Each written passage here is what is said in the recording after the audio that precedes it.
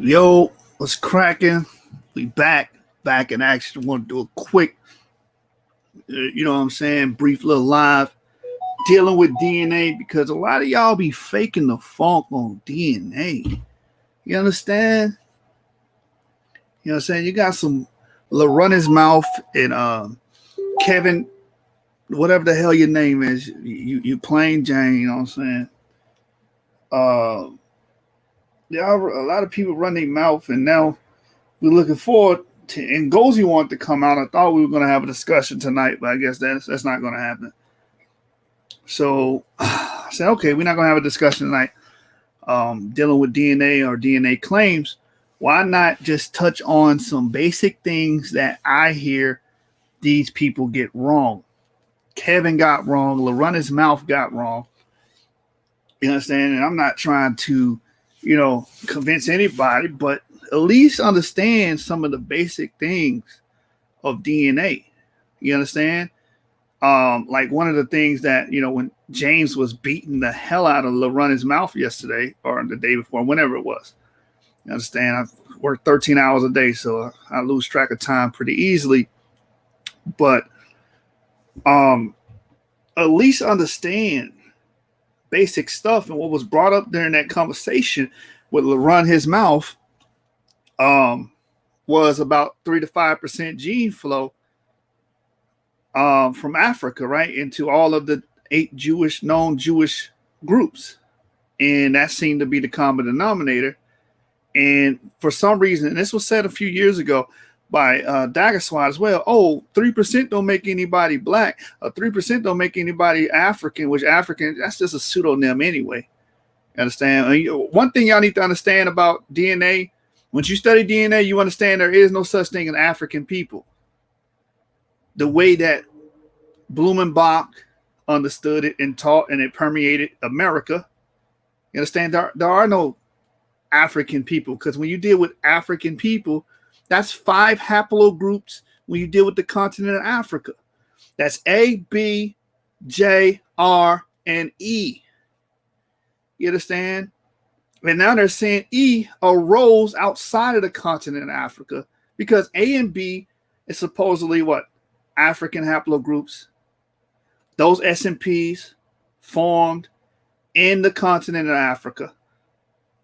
And then their children or offspring migrated outside of Africa into Eurasia. And BT formed C, and C formed D, and DE, formed DE. Then there was a parahaplogroup, and the haplogroup split into 2 different haplogroups, D and E migrated into Africa and brought forth agriculture into Africa as well. See, y'all think everybody in Africa is the same because you don't understand DNA. And there's a lot of you people that claim to understand DNA got the game twisted. You know what I'm saying? Y'all got it all the way twisted. If you really understood DNA, you would understand Africa is a multiplicity of people. And when you deal with the haplogroups, there's 5 separate haplogroups that make up the population of the continent of Africa. That's just one small thing. Now, when we deal with 3 to 5% of DNA, and you saying, 3 or 5% is insignificant or it doesn't mean anything, you don't understand DNA at all. You don't understand what you're reading or what we're talking about. Small percentages of DNA reflect ancestry, deep ancestry. Why? Because if you knew anything about DNA, this is why I want to do this. Quick basics of DNA. DNA fragments over time. If you had recent admixture, the percentage would be higher. Like they say, the average African American may have 25 or 35%, as high as 35% European DNA in an autosomal.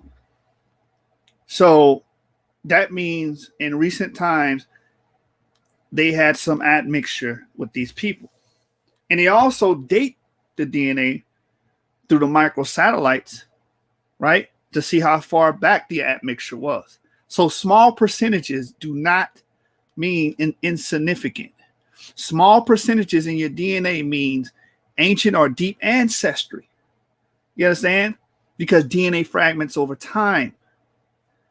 That's why on evolution, that's why nobody can say, well, DNA can prove evolution, because if you go far, far, far, far back enough, DNA begins to fragment so much that you can't complete that story. So there is no evidence on evolution. Evolution is complete liberal garbage.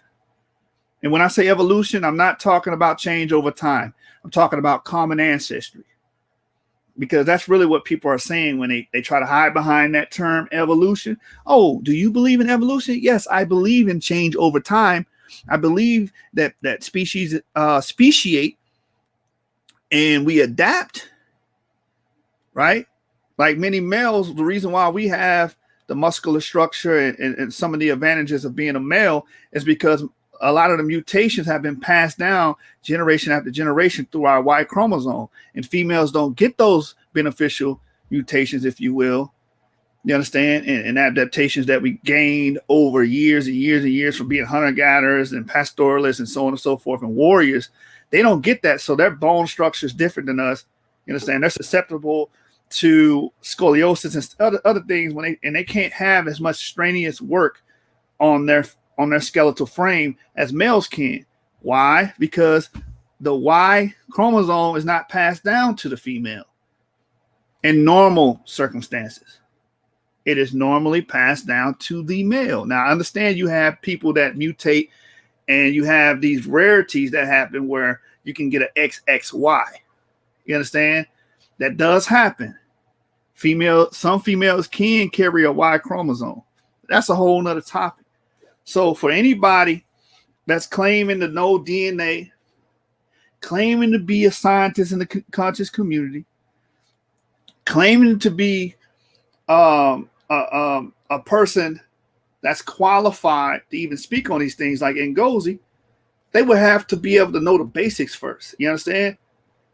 And what LaRun His Mouth did and Kevin G the other day, they displayed that they didn't understand the basics of DNA. They did not understand phylogeny, how to interpret a phylogenetic tree. This James clearly showed him that the cluster or the branches and the nodes connecting the Ashkenazis were more related to the European and Russian stock. If you could read the phylogenetic tree and interpret the data correctly, you would clearly see that that's what it's depicting.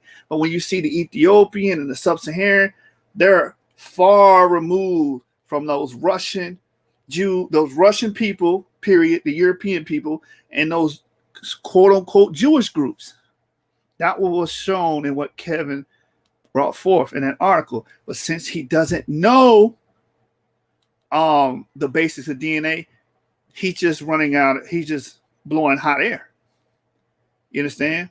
So, and then we had another brother. I love you, brother. I'm not going to say your name. I ain't going to throw you out there, but you said genetic material. The definition you have for genetic material, talking about is passing on phenotypic traits. That's not the definition of genetic material. You understand? Oh, gene flow, I mean. Gene flow is the transfer of genetic material, which includes genomes and DNA. Which the transfer of genetic material happens, for the most part, it's a lateral gene transfer, right? Or a vertical gene transfer. And that's all that's saying is that we inherit our genes from our mother and father, and they pass it down to their offspring, and their offspring pass it down to their offspring. That's why that article that James brought forth and showed LaRun His Mouth yesterday was so poignant, because it's showing you 3 to 5% gene flow from the sub-Saharan Africans into all of the known 8 Jewish groups being the common denominator, and was dating all the way back to the First Temple period. That means the sub-Saharan African DNA and the sub-Saharan African people, because they carry the DNA, and that in order for that genetic transfer to occur, they would have to give it. They would have to admix. right? Which we say are the originals because haplogroup E dominated the Levant from the Epipaleolithic all the way to the Chalcolithic period, which is just a fancy way of saying the Bronze Age, right? All right, let me let my brother James in, man. What's going on, brother? I'm driving right now. I'll be to the house in about 2 minutes, and I'll come home for real. Yeah. No sweat, man. I'm just going over the basics because LaRon, his mouth, right? And Kevin G, and I've also seen Ngozi say some of the craziest things while claiming to understand DNA. LaRon, during that ass whooping you gave him, claimed that 3 to 5% gene flow was insignificant. That means he doesn't understand DNA. Anytime you have small percentages of DNA, that represents deep ancestry.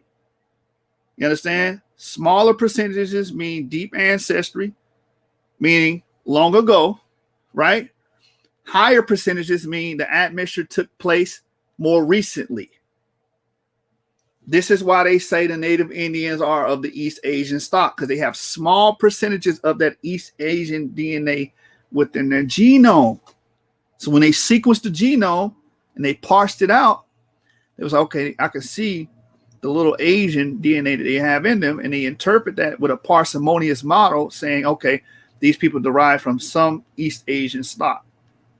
So when you look at the 8 various known Jewish groups in that study that was conducted in 2011, you will have to conclude that these the common denominator between these Jewish groups is a sub-Saharan African stock, right? And they kept bringing up the Mizrahi Jews. The Mizrahi Jews have it as well. So it just cuts the argument. You cannot truncate our people from the Levant. It's just not going to work. First of all, haplogroup E is a haplogroup, or SNP, right?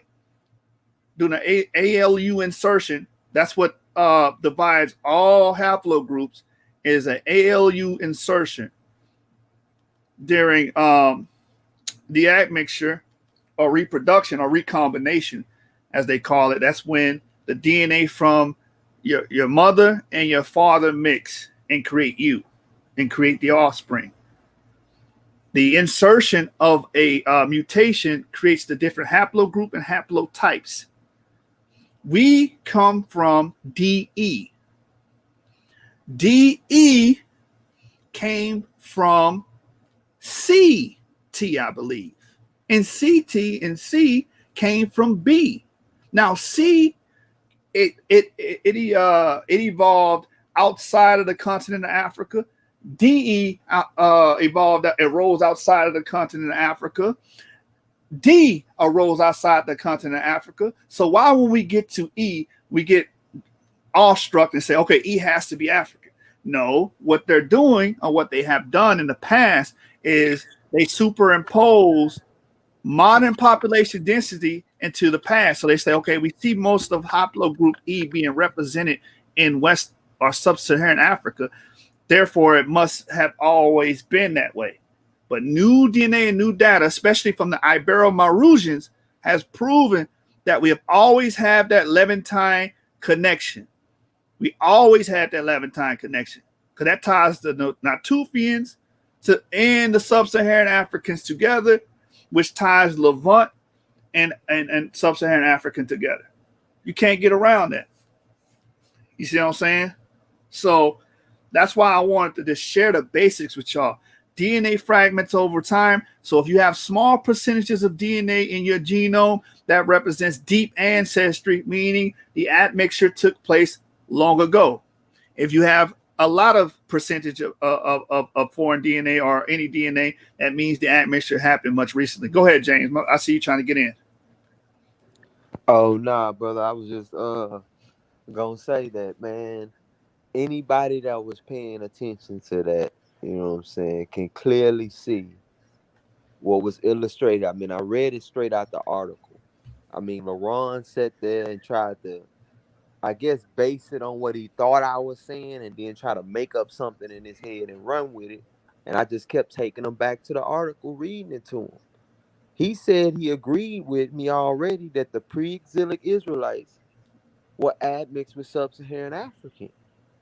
LaRon said he agreed with me when it very first began. Kevin said he agreed with me.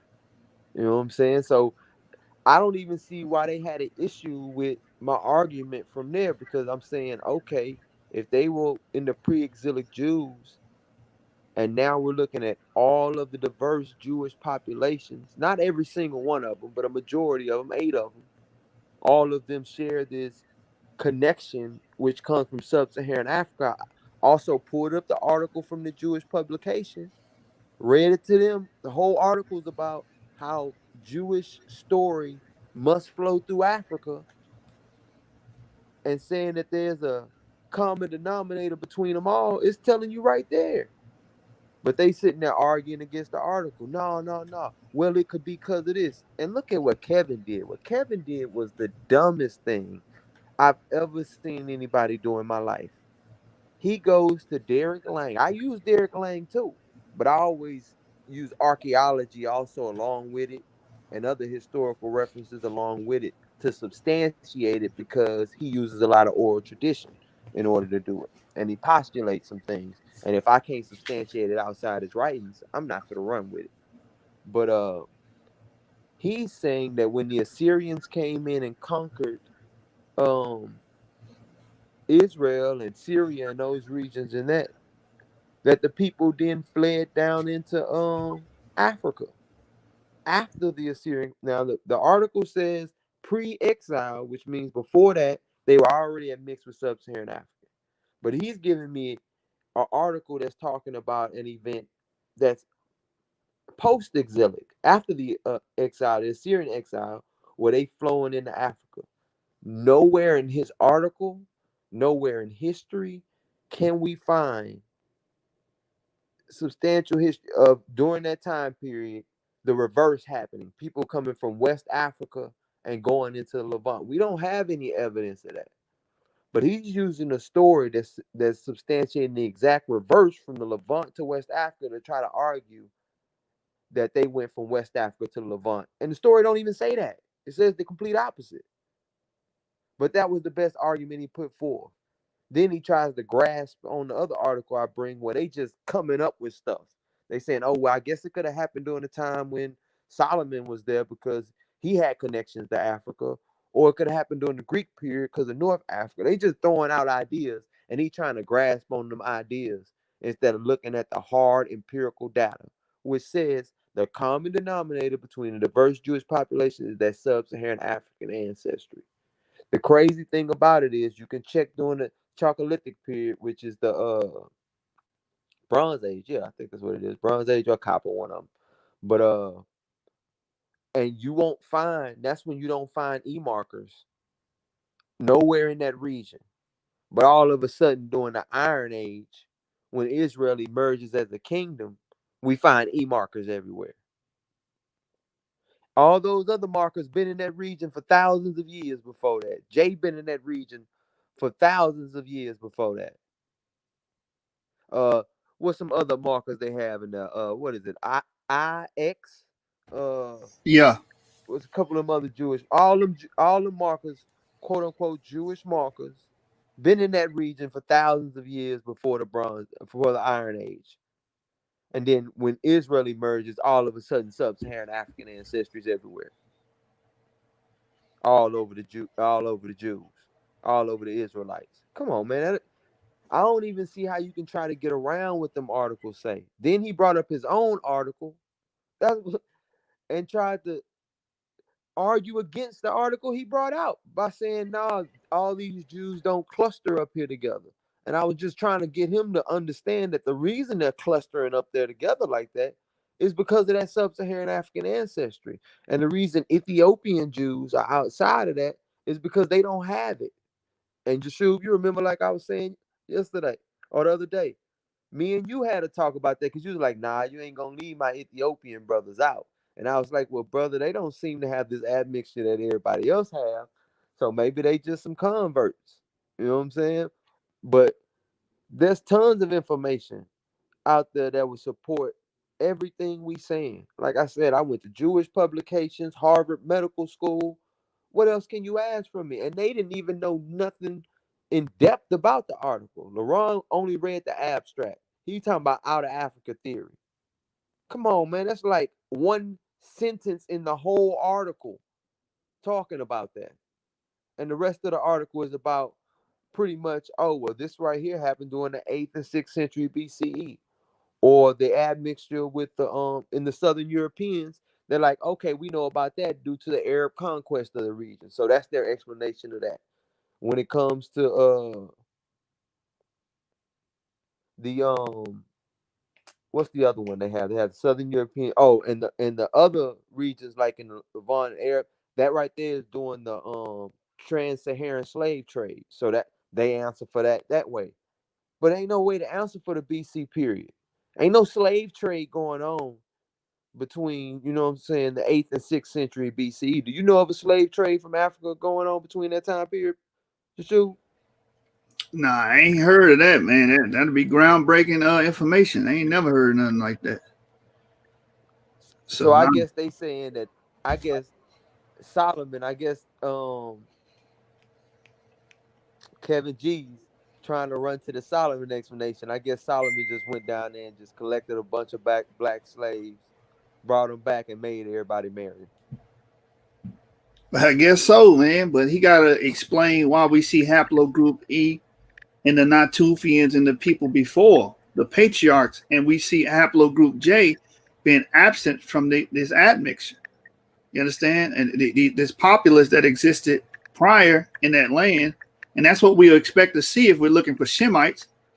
You understand? Shem should be there and be the progenitor of the Israelites. We know Shem was DE, brother. Exactly, because you can't say Elam or the ancient Persians are J. That won't fly. Mm-hmm. Because those ancient genetic markers were D. Those are haplogroup D. So if haplogroup D is Shemitic, then would have to be. Exactly. DE will once, or the father, well, DE is the father of D and E. You know what I'm saying? Right. Yeah, that's why I was telling Kevin, you don't understand what the hell you're talking about. This haplogroup J stuff is wild because haplogroup J descend from F. And the Chinese haplogroup O, which is primarily haplogroup O, they descend from F too. So are you saying the Chinese and the Jews are directly related? You know what I'm saying? Y'all don't know what the hell y'all talking about when it comes to DNA, but y'all barking up the wrong tree. You feel me? And then everything you brought out was just poignant points that he couldn't get around. All he could do was become a rhetoric warrior on the show and keep trying to heckle you. When somebody try to constantly heckle you like that, you know you beating that ass. That's what that's a sign of, Jane. Like you was cutting them so deep with his own. Now you're right, because what I did, well, as soon as I started reading his own article, that's when he started heckling. Because I'm like, bro, I read ahead. When someone give me an article, I'm gonna read ahead. I'll look at the pertinent areas, especially when he started telling us about the chart. So I go look at the pertinent areas for the chart. I already read this part, so I'm like, you know what? I'm gonna read this whole thing to him, so it can clearly tell him that the Ethiopian Jews is an outlier, just like the chart clearly shows. You know what I'm saying? And the dude sitting there, he get the heckling, then he ran off because he already knew he was about to get body slammed when I got to the bottom of that paragraph. Right. You brothers, like, y'all ain't ready for the scrutiny, man. Because really, their information can't stand up to scrutiny. You know what I'm saying? What you just brought up about the chalcolithic, the SSA DNA, sub-Saharan African DNA that we find, and it being the common denominator, and then especially what Damon brought out to put the cherry on top of the cake, the fact that they more genetically related to Italians and Syrians than any goddamn thing. You know what I'm saying? They not even related to other Jewish groups. So what the hell? You know, so these brothers they done for, man. They done. That's why I wanted to do this little quick little basics on DNA to show y'all that they don't understand DNA. You showed them a phylogenetic chart with nodes and branches on it, and he did not know what the hell he was looking at. You At showed, all. That's yeah, why he started arguing. you showed him the cluster of the Ashkenazi Jews and all these white Jewish groups and how they were closely related to Russians and Europeans. That's the top of the phylogenetic tree that was showed. And the bottom of the phylogenetic tree shows genetic distance on how far the Ethiopians and the other African Jews and I believe the Mizrahi were down there as well. I may be wrong on that one. But they were much farther. They had a lot more genetic distance away from the Ashkenazis. You know what I'm saying? So that means they're not closely related. He didn't understand what the hell he was looking at. But that's cool. Leave the interpretation of data, of genetic data to the scholars over here at the source, James. You know what I'm saying? Because he put his foot up your ass. And I know you know what, Yeshua, we might just need to go ahead and really iron out this model, lay it down on wax, so our view will be out there clear as hell on wax, and then maybe they can formulate better arguments instead of trying to argue on the fly and shit. Well, here's the thing. They just going to look at it, come up with an ad hoc argument, throw it out there and act as if it's a refutation. Nigga, that ain't no refutation. You came up with that, had no thought behind it. You just trying to combat what we saying. And then when we scrutinize what you saying and break it down, we like, bro, you don't know what the hell you're talking about. You don't understand phylogeny. You don't understand how DNA works. You understand? Because you think 3 to 5% is insignificant. No, that's not insignificant. It's very significant. Yeah, they trying to act like the ancient Israelites only had 3 to 5%. I'm like, man. Yeah, that's not what the study's saying. That shows that run his mouth don't know what the hell he talking about when it comes to DNA. Yeah, because if they only had 3 to 5%, bro, that shit would have been gone by now. And ain't back then, right? From 8th to 6th century, it wouldn't be no trace of that. Right, exactly. Seeing 3 to 5% is not saying that that's what the percentage was back then. Again, like that's why I keep repeating this on this show. That represents small percentage represents deep ancestry and admixture that happened long ago. High percentages of like for instance, I use African Americans here in America. We have as high as 35% European DNA, right? And most people are like 70 or 80% West or Sub-Saharan African. That shows, since that percentage is so high, that shows recent admixture. Small percentages show the admixture occurred long ago. So when we brought out that the admixture occurred 2,600 years ago during the First Temple period, during the Iron Age 2A period, a known Israelite period, that should let you know that we was present during the Kingdom of Israel in the Levant. That puts us right there. You know what that means, brothers and sisters?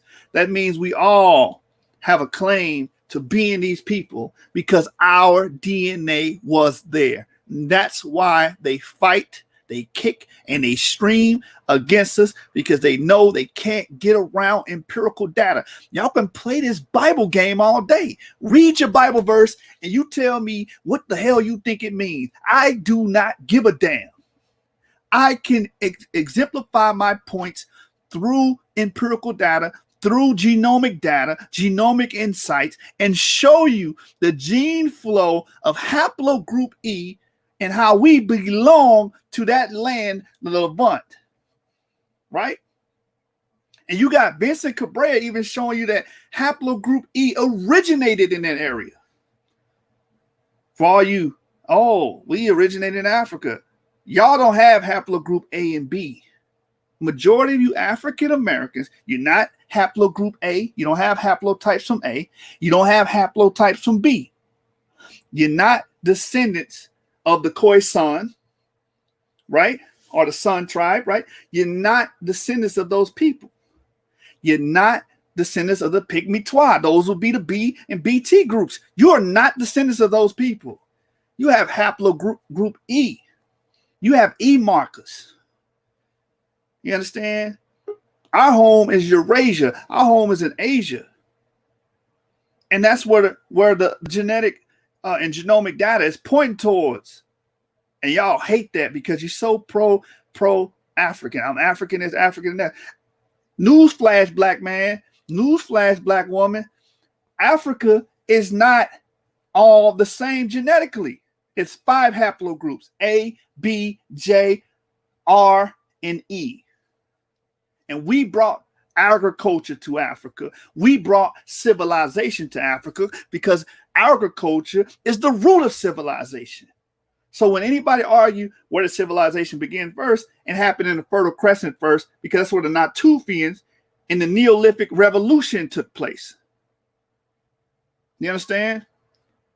So for any brother or any sister that's pushing this BS, it's nonsensical and your information is outdated. We coming with the up-to-date information on DNA and the genomic data. Period. And that's why y'all not going to jump your ass in the ring. That's why you're not going to have a scholarly debate with us. You're going to keep having these rhetoric fights and these Bible fights. I am not interested. I'm disinterested in that, man. What can you prove? Let me let my brother back in here. All right, man. The floor is yours, James. Oh nah, man. I was just gonna say, I really think, man, we had a good little week going. You know what I'm saying? We got Vocab in there, bodied him real quick. You know what I'm saying? Then we turn around and get LeBron and Kevin G after they try to play Super Saver. You know what I'm saying? Even though he don't agree with Vocab on nothing Vocab was talking about that day, because he a dispensationalist. He don't believe in replacement theology, and that's pretty much all Vocab was coming back with. You know what I'm saying? But he's still gonna go over there and try to, ride for his master, I guess. You know what I'm saying? But we had a good week, man. We body rocked him, turned around, beat up on LeBron and Kevin G. And then I think I might just have to go ahead and just throw it together in the presentation, iron it out like that, put it on wax, and leave it be, man. Because going back with them ain't gonna get nowhere because they don't even know what they be talking about. They just fishing for stuff. But who knows, man? Maybe they'll come back with a better argument, man. I'm open to argue with them again one more time. Their argument is you're not white and you're not vocab, so your opinion doesn't matter and what you say don't matter. That's their argument. You appeal to these nutcases on the internet that believe. This is what Vocab Malone said. This let me know that I'm dealing with nutcases. Vocab Malone said, he quoted Galatians the 3rd chapter, verse 28, about if you be of faith, then you be Abraham's seed, right? So I'm like, bruh, are you saying that you can just magically change your core biology and become Abraham's seed just because you confess and believe in Jesus Christ? Because if so, use a nutcase, man. That ain't how DNA work and that how genetics work. You can't just magically transmutate yourself into a goddamn people. You understand? And I know people say, he ain't saying that. He's saying that, metaphoric. Nah, bro, that's exactly what you're saying. There ain't no metaphoric nothing. How the hell you going to just transmutate yourself into a haplogroup or another people? Exactly, D-Red. They don't know what the hell they're talking about when it comes to DNA. They do not. You understand? They don't understand. Yeah, they got a surface level knowledge of like the basics of looking at, but when it comes to these studies like that, they don't. And the reason is because they ain't take the time to just read the explanation. The explanation, the results, and the conclusions that they draw from the results. And a good part to also read from that article is the discussion, because they discussing different things. And that's what you typically read when you go into these articles. You don't have to know the technical jargon. You don't even have to read the technical areas. If you sit there and read the discussion, if you read the conclusion, and you read the results of the study, you can get a clear picture of what it's talking about. But these people don't even want to take the time to do that. LeBron just want to read the abstract and sit there and blabber off about the out of Africa theory. Man, get out of here. Talking about all people got that African admixture signal. That's a damn lie. Duh, because the article tell you Northern Europeans don't got it. That's why they Exactly. use people from Utah, because Utah Mormons didn't fuck with black people. Oh, here go Boy Blue. Boy Blue, do you want to come in here and discuss that? Who are you calling Nubians? You understand? Who the hell are you calling Nubians? We can discuss that. Get in here and let's talk about it. Man, he a scoffer. You know how they do. They ain't man enough to get on here. Jane, D-Ray, hey, Dora of L, I'm doing this impromptu, man. I don't have a full-scale presentation, but I will be sharing sources. You know what I'm saying? I just got off work. I just came on here. It was on my mind. It was on my spirit, so I let it go. D-Red said James was creating a model to explain why SSA, Sub-Saharan African DNA, was prevalent in all the Jewish groups at the same time, showing the Ashkenazi ain't a Jew. That's right. Because the genetic distance, which was in his article that he brought forth, Kevin brought forth the article that said that the Ashkenazis, when it comes to genetic distance, were far away from natural or unknown Jewish group and more closer to Russian and Europeans. That's what his article said. And he's sitting up there acting like he had a point. Nigga, you killed yourself. You killed your damn self. Let me bring this article on continuity and admixture in the Levant because it's very important. Because if we're talking about Shem and the children of Shem, we got to study the Levant and the admixture and the genetic continuity of that area. So let me pull this up on my screen. Where you gonna start at? Hold on, let me get it. I'm gonna start at where it talks about the haplogroup J, where it says in addition to two Sidon males carried the Y chromosome haplogroups J and JM. So they used modern population density where the people live there today, and they pretty much was cross-referencing with ancient genomic data, right? So paleo genomic data on the article. Matter of fact, let me show you. Let me show you the article title: Continuity and Admixture in the Last 5 Millennia of Levantine History from Ancient Canaanite and Present-Day Lebanese Genome Sequences. And I want to just get straight to the point. We go down to it. Because you can't skip around the Natufians when we're dealing with this information. And here it is. All right.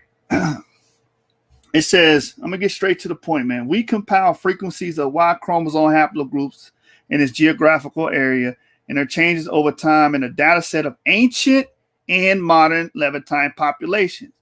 And note, similarly to Lazarus et al., that haplogroup J, now check this out, y'all. Haplogroup J was absent in all Natufian and Neolithic Levant male individuals examined thus far, but emerged during the Bronze Age in Lebanon and Jordan, along with ancestry related to Iran. So wait a minute, whoa. I thought Shem was always in the Levant, was always in the Fertile Crescent, right?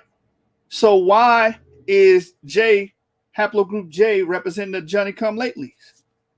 You understand? Shem should always be there. His genetic signature should always be in that land because that's where he started and that's where he began to disperse and that's where he began to populate according to the biblical narrative. So if the Bible be true, we should find genomic data and genetic information to correlate that, correct? So while we see haplogroup J absent amongst these groups, these are the type of questions. That's crazy, bro, because the Zagros Mountains, that's where the Akkadians come from. That came in and conquered Mesopotamia, which would be quote unquote, from a biblical standpoint, when Nimrod came to power. They came from the Zagros Mountains and conquered Mesopotamia. You know that because of their farming methods was based on the same farming methods they learned at the base of the Zagros Mountain. So if anything, that J marker seems more to be connected to uh, the Akkadians than it does to the Sumerians, which Abraham's family would have founded Ur. You know, Right. And the Fertile Crescent is known for what? Agriculture, right? And we see these individuals bringing that technology, bringing that knowledge into the region, and they not haplogroup J. The Natufians didn't carry haplogroup J, but I tell you what they did carry. They carried E. mm-hmm. They carried E. These will be the progenitors. These will be these Shemites that they don't want to talk about. That's why I said I'm gonna take you before Israel. Who's the father of Israel? Because if we're dealing with DNA, DNA is passed down from parent to offspring. So the parent should give the offspring the haplogroup, the same haplogroup, right? So let me stop sharing this, man. Let me see what the comments is like. Yeah, that's pretty much was a death blow, Yara, Elder Yara, man. Yeah, that was a death blow because you can't show that haplogroup amongst that group, amongst those people. And that article was written in 2017, man. Up-to-date scholarship. You feel me? I got another one for y'all, man. Let me get this, man. Let me get this next one.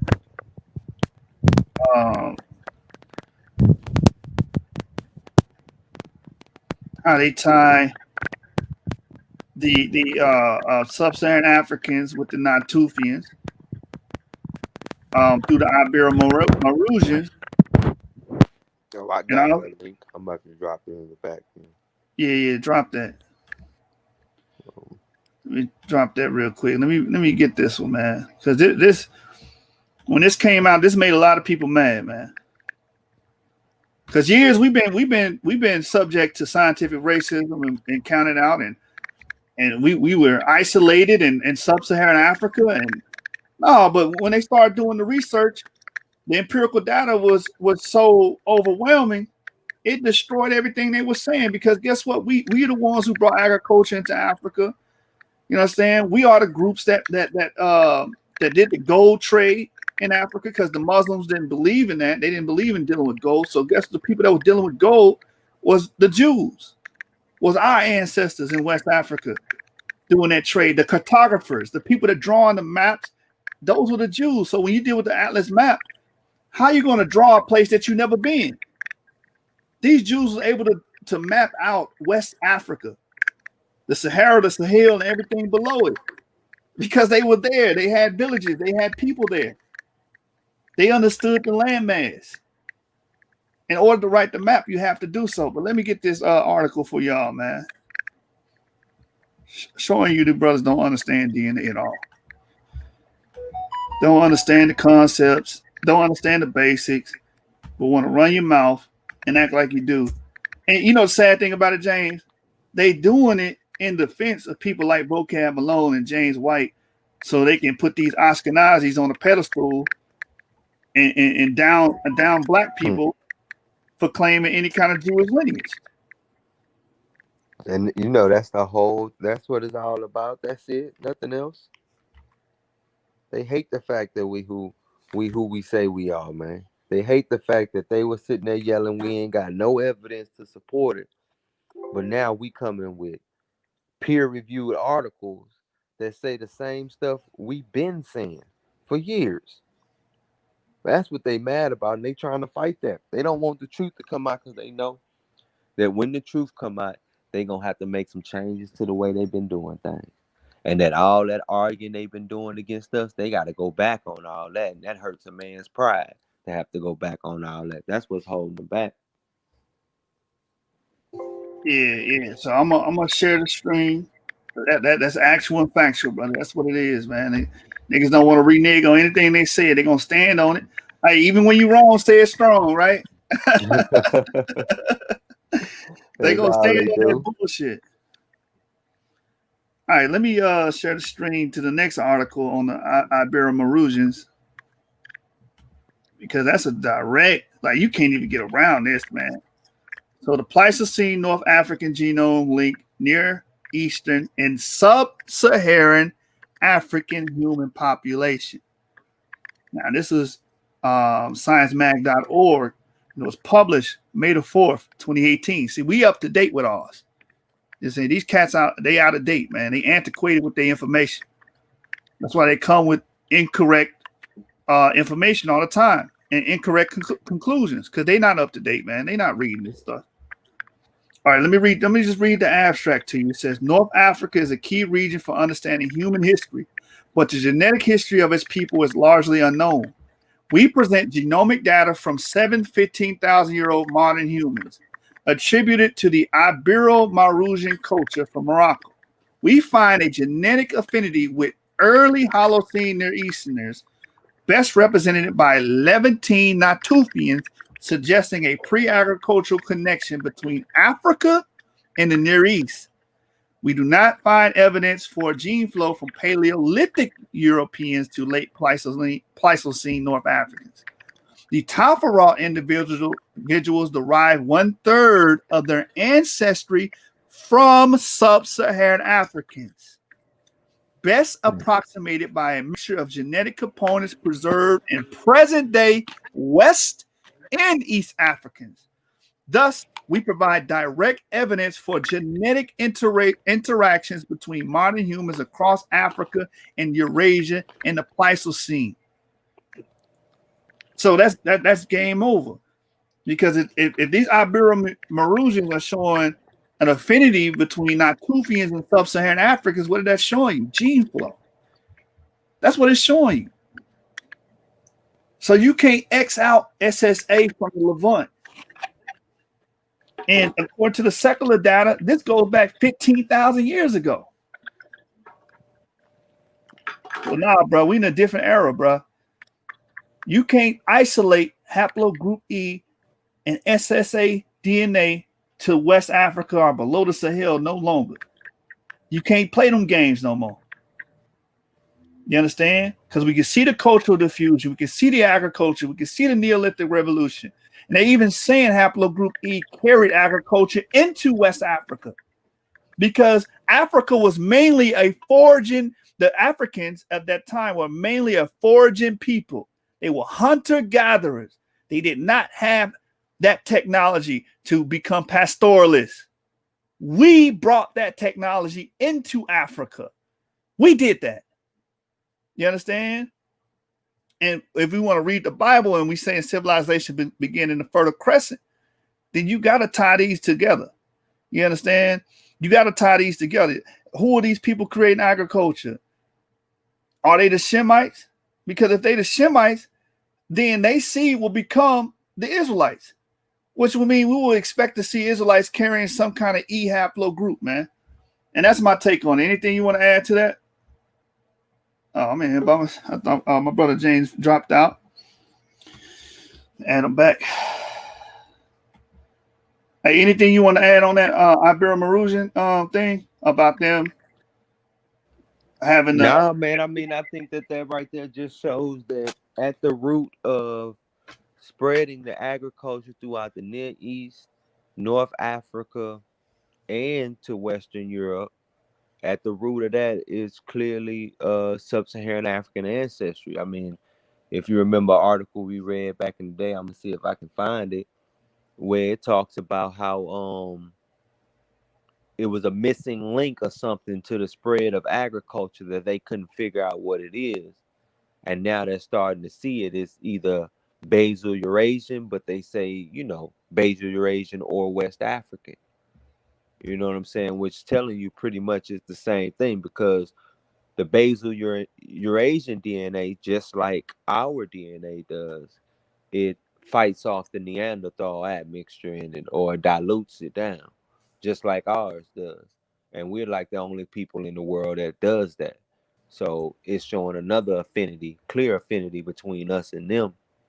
And most of the scholars even agree that they don't really know how to draw a line between Africans and Basal Eurasians, except to say that all other groups come out of this Basal Eurasian group and not necessarily other African groups. But we know that through our female's mitochondrial DNA is what birthed M and N, and those other ones that they say that come out of that. We know that again, like we said, DE were once one, and then D separated went its way, and then E went down into Africa. I mean, the evidence, I'm sorry, it's just overwhelming. It's just like you said, people haven't got updated on the information. They're not taking the time out to go beyond what they probably heard people say they read from the quote unquote master teachers and stuff like that. Because I don't know what LaRon do other than whatever dispensationalists tell him to say, he run with it. Because I don't know what he really be thinking. He jumped from here to there. At first it was no connection to us whatsoever. Now he admitted the connection, but he don't want to admit that it's at the core and at the root, when it's the only thing that makes sense is what the other people saying. But I think we can go ahead and move forward and see what other regions, you know what I'm saying, we can see them being in, or maybe focus more on the spread of the agriculture part of it or something like that. Because I mean, the article's clear that a third of the DNA in the Natufians is sub-Saharan African DNA. It ain't nothing nobody can say about that. You know what I'm saying? There's no way they can argue that. It's been a long-standing connection between the Middle East and West Africa going back into deep antiquity. It's not until modern times that Europeans have come along and convinced you to believe that the people that they call quote-unquote African have always been in Africa, never was smart enough to come out of Africa, never did anything, and never contributed anything to civilization. They want you to believe that. But when we come and show you the evidence, you gonna fight against that? Like Jashub said, man, we've been having scientific racism pointed our way. That those old books are infused with it. It was just a part of their methodology. Some people didn't even know they was doing it when they was doing it, because it was so rooted in the school of thought. And a lot of that stuff is being rooted out in the last 10 years. So people need to start looking at this scholarship from in the last 10 years and update their scholarship and see that a lot of stuff we've been saying is in fact true. And what's crazy is if you put what we're saying together with biblical prophecy, it makes so much sense. You know what I'm saying? And like, I don't see how they say they support the Bible and they're against that. Because last I checked, the Israelites supposed to be direct descendants of Adam, the first man. Nobody's blood is more of a direct descendant than ours. We the original man. The original blood flows through our veins, not nobody else. So if these people is who they say they are, then they should be us. The root should be us. Right. That's just basic common sense, but they don't believe that because I guess they just sold into the Ashkenazi being the root of all Judaism and whatever they say being true. Pretty much it's dogmatic at this point. It's all dogma, no evidence. You know what I'm saying? All dogma and no evidence. Let me just show one more source on this, and we're gonna move forward. One more thing, man, because it's just like this shit is just too damn. It's just too clear at this point. You know what I'm saying? Y'all still would drink the muddy water. Y'all still believe that these Ashkenazi fakes have anything to do with our ancestors. It's just crazy.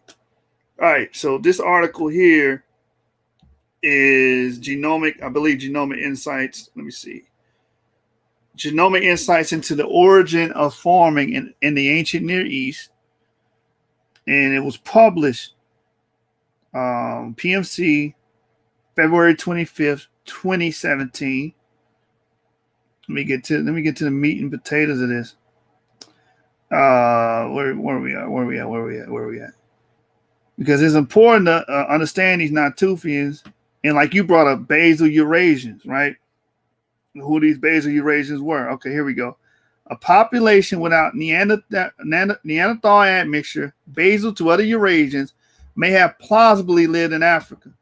Craniometric analysis have suggested an affinity between the Natufians and the population of North or Sub-Saharan Africa, a result that finds some support from Y chromosome analysis, which shows that the Natufians in successor Levantine Neolithic populations carried haplogroup E. Now remember, J is absent. We read earlier, J is absent amongst the Natufians.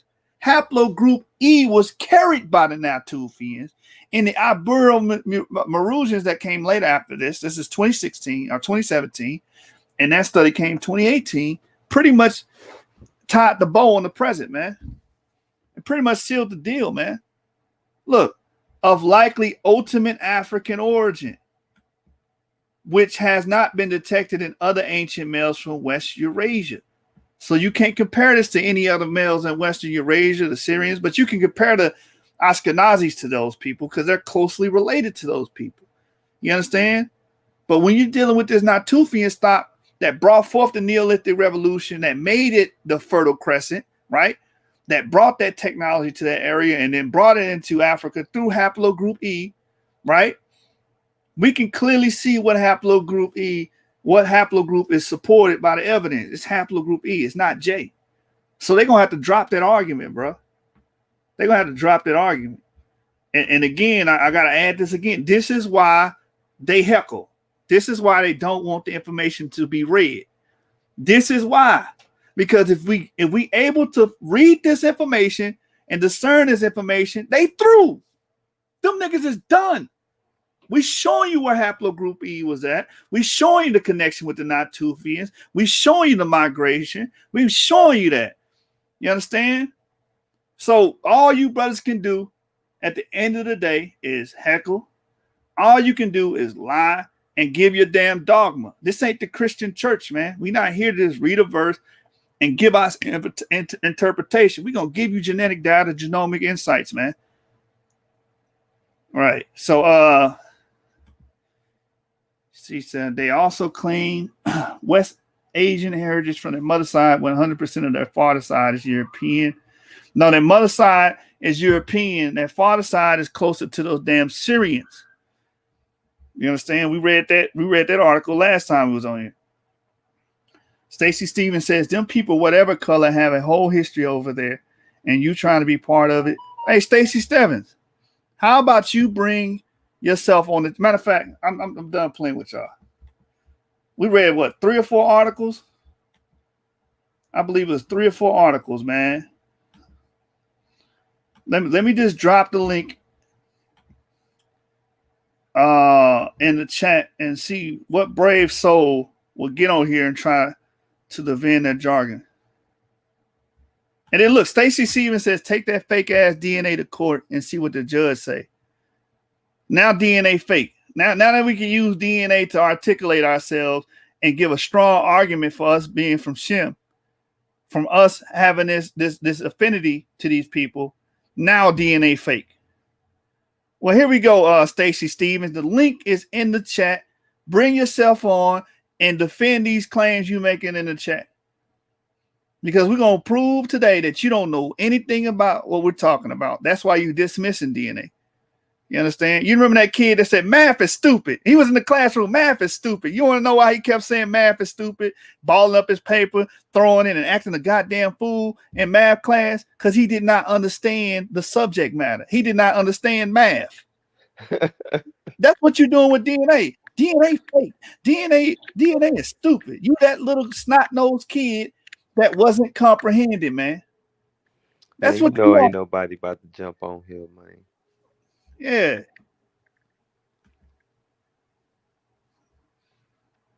Stacy Stevens, I hear you. Jump your ass on the call. That's all I'm saying. You know what I'm saying? Don't be a paper tiger, brother. Get your ass on here and defend these claims.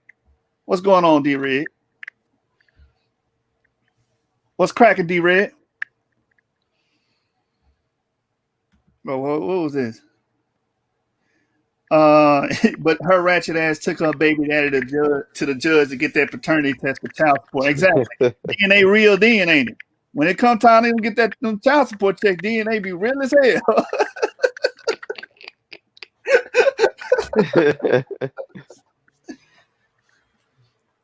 Listen, if you're saying DNA fake, you saying your blood is fake. You saying you who you are is fake, because DNA is the building blocks to all organisms on the planet.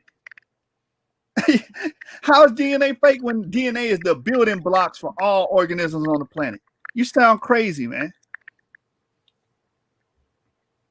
Now look, he said you don't understand that the judge will laugh you out of the court. Do you understand there has been judgments made based on DNA? What the hell wrong with you? People have been locked up for life, got the death penalty based on DNA. Right. Get out of here. You conspiracy nuts is crazy, man. Niggas ain't got exonerated because of DNA. You see what I'm saying? Thank God for DNA and the understanding of it. For real, because niggas can't get locked up just because a white man said you did something no more, thanks to DNA. Look, Tribal Judah said, LOL, 1 second is you have no Middle Eastern DNA. The next is DNA is fake. Hey, you know why they doing that? Because we got so much evidence on our claims dealing with DNA that now they gotta disclaim, they gotta pretty much refute it or ignore it. That's what they gotta do. They gotta tell you not to believe your lying eyes, okay? Now, hold on. Stacey Stevens, here he go again.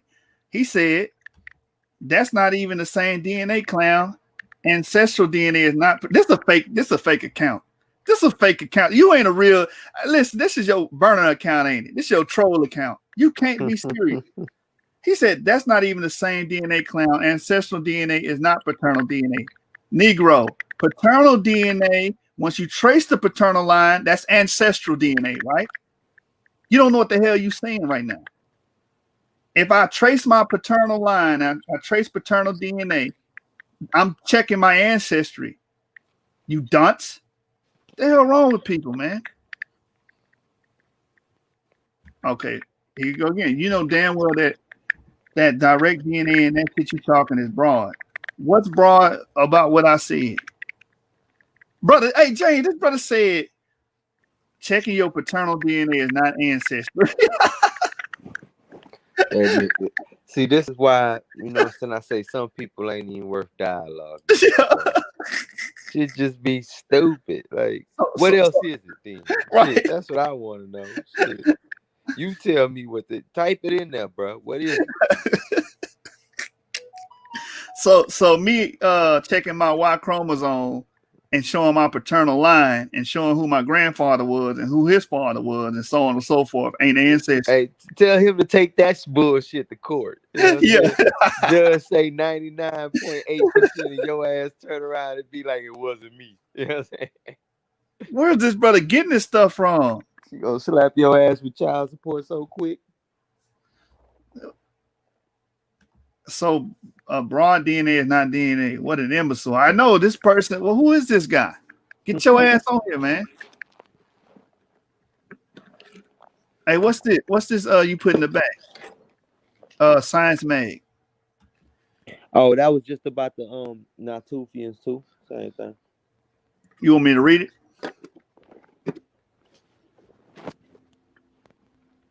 Yeah, I agree. I concur. Jay Keys says Stacy is a keyboard coward. Please continue on with your list. Nah, you right, man. A lot of y'all people on here that be trolling, y'all just be on the keyboard, clickety clacking away. But none of y'all will get behind. Matter of fact, forget getting on the show. When you niggas gonna get in the ring and debate these topics, man? They wouldn't even be able to handle a preliminary. They crumble. Right. And that what you're saying right now is like so off kilter. Like, what the hell wrong with you, man? Paternal DNA and ancestry DNA. What the hell? Look, Stacy, get on the link is in the chat, brother. Just get on here, man. We just want to talk, bro. We ain't gonna hurt you. What the hell wrong with this brother, man? Hey, Stacy, if you don't mind me asking, what are you? Are you an Israelite, Moor, agnostic, atheist, or are you a troll account? What are you, man? I think you a troll account. You might be one of them cats from the kitty cat den trying to infiltrate and watch our channel. Hey, you know that's crazy, James. You know what they say? They come over here. Ain't nobody watching y'all, even though the channel has been doing great. You know what I'm saying? Ain't nobody watching y'all in the comment of our video. Wait a minute, nigga, you watching us?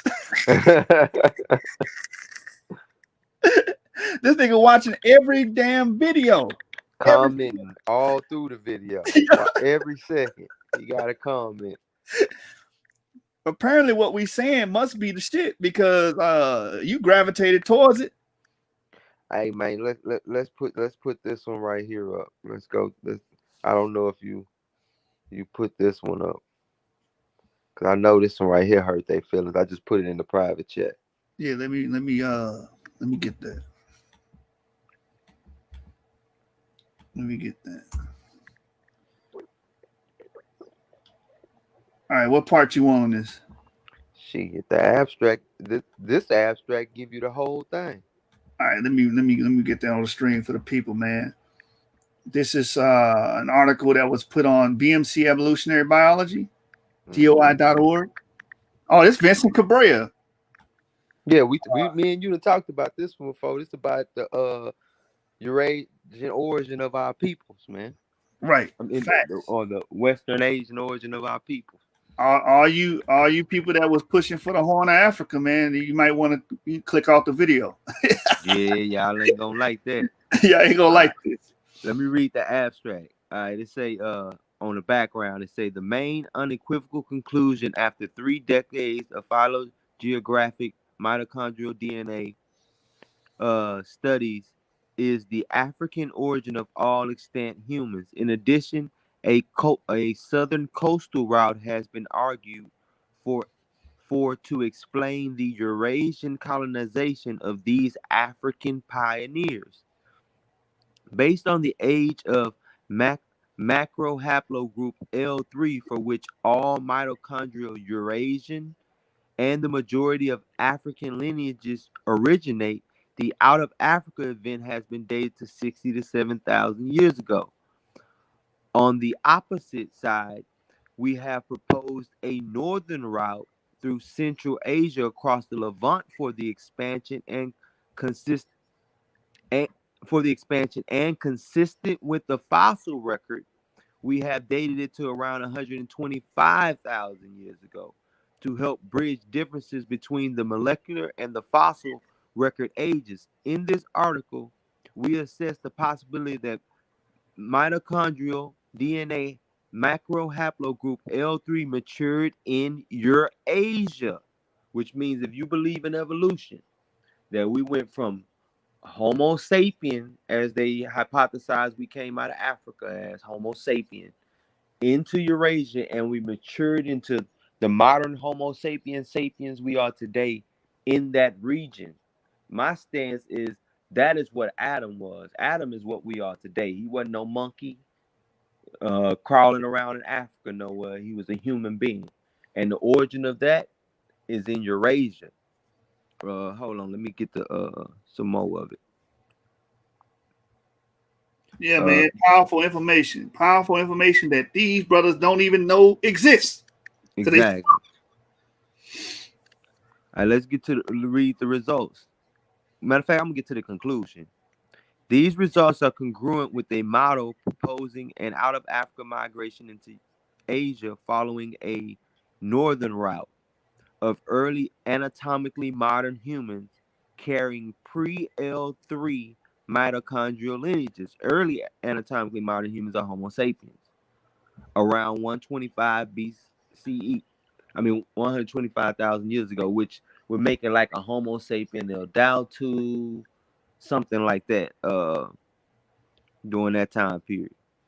Subsequent diversification of pre-L3 into basal lineages 3, a return to Africa of Eurasian fully modern humans. All right, a return to Africa of Asian fully modern humans around 70,000 years ago, carrying the basal 3 lineages and the subsequent diversification of Eurasian remaining L3 lineages into M and N lineages in the outside of Africa context and a second Eurasian global expansion by 60,000 years ago, most probably out of Southeast Asia. Climatic conditions and the presence of Neanderthals and other hominids might have played significant roles in these human movements. Moreover, recent studies based on ancient DNA and whole genome sequences are also compatible with this hypothesis. So this hypothesis is saying the fully modern human, its origin is in Eurasia. You know what I'm saying? And that's what we've been arguing this whole time. We fully modern humans, we are the origin of all races. L3 macro haplogroup is our women. You know what I'm saying? Our women's ancestral line. And that right there all took place in Eurasia. And they can't get around that. That's why we say the House of Shem is there. DE was there because DE is the paternal haplogroup that goes with L3. It's a fact. That's a whole fact. And all you Bible thumpers out there that believe that the Indians and these other Southeast Asians were Elam and of the sort from Shem, then you have to acquiesce to the fact that the Shemites were carrying D, E, and E haplogroups. There's no way around it. Facts, bro. There's no way around it. If those people are Shem and their relatives are Shem, then that would mean DE will be Shem and E will be Shem as well. You can't get around it. And they don't have no problem with D being Shem. They just have a problem with E. Right. Which our brother let me read the results because I think it's going to hammer it home. I'm going to start in the second sentence of the results. The oldest M and N Eurasian clades are found in Southeast Asia instead of near of Africa as expected by the Southern Route hypothesis. The split of Y chromosome composite DE haplogroup is very similar to the age of mitochondrial DNA L3, like I just said. A Eurasian origin and back migration to Africa has been proposed for the African Y chromosome haplogroup E. Inside, so that's saying DE was outside of Africa. Then guess what? When D and E split, E went back into Africa. Facts. That's what it's saying. And people can't get around that, bro. And they don't like that, man. Because my motto say the last glacial maximum is congruent with the flood event. All this stuff spreads out directly after that. The migration patterns after that fits directly on top of where the Bible say all these peoples went. And when you lay out the haplogroups on top of that, you see D and E dominating the land of Shem. Yes. Dominating. No way around it. Whether you think them are eponymous ancestors or not, the Bible is giving an accurate account of human migration after the global climatic event involving water we call the last glacial maximum. And you can't get around that. That's why I say, man, we got to go ahead, sit down one day, put that model on wax so people can see the migration pattern and the spread of them haplogroups and really get a picture of what we be talking about. Yeah, man. I want you to really piss off the pro-African people because read that inside Africa part because this is, you know how people be bringing up the Hamitic hypothesis and how that replaced the original people and said no technology came there until another people came. But read that, man. Read that real quick. All right, no problem.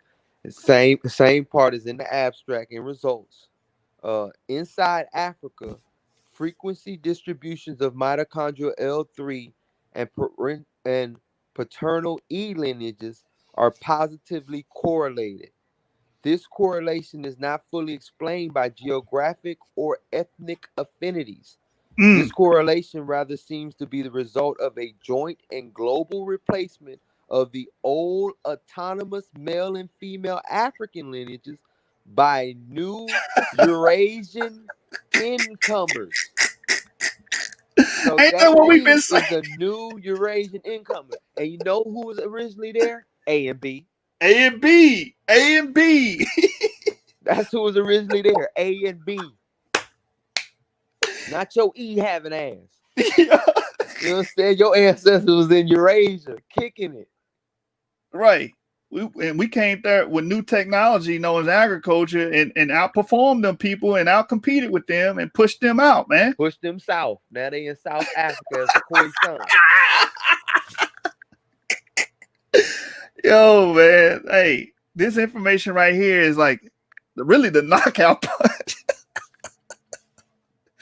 That's really the knockout punch. Let me check the comment and see what is anybody learning something out there? Is they hearing what we hearing? Is they getting the information? What's going on? I had 16 comments since then. Hey, Peace Royal Prince. He said great information. Yeah, that article was a knockout, man. That article was prolific. We really get end the show on that. Where all the naysayers at, man? Oh man, here we go. Another. What is wrong with y'all, brother? There's plenty of articles, scientists saying DNA is a guess and it can't tell ethnicity. So how? It's like what? Just jump on. All right. Let me say something to that. When they're talking about that, that's if you're trying to trace back yourself to a certain tribe, right? In West Africa, you know how people get them DNA kits to trace them back to tribes. And the reason that is because you can't trace yourself back to a specific tribe. You're going to trace yourself back to a genetic cluster of tribes. And that can be like, for instance, some people like the Yoruba, the Igbo, and I can't think of the name of it, but they in Ghana. All of their DNA is like 98% the same. So you might go back to that cluster and they tell you this time is Yoruba. Next time they'll tell you it's Igbo, and next time they'll tell you it's the other group. You see what I'm saying?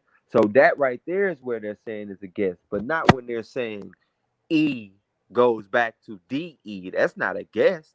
That's based on the scientific methodology they use.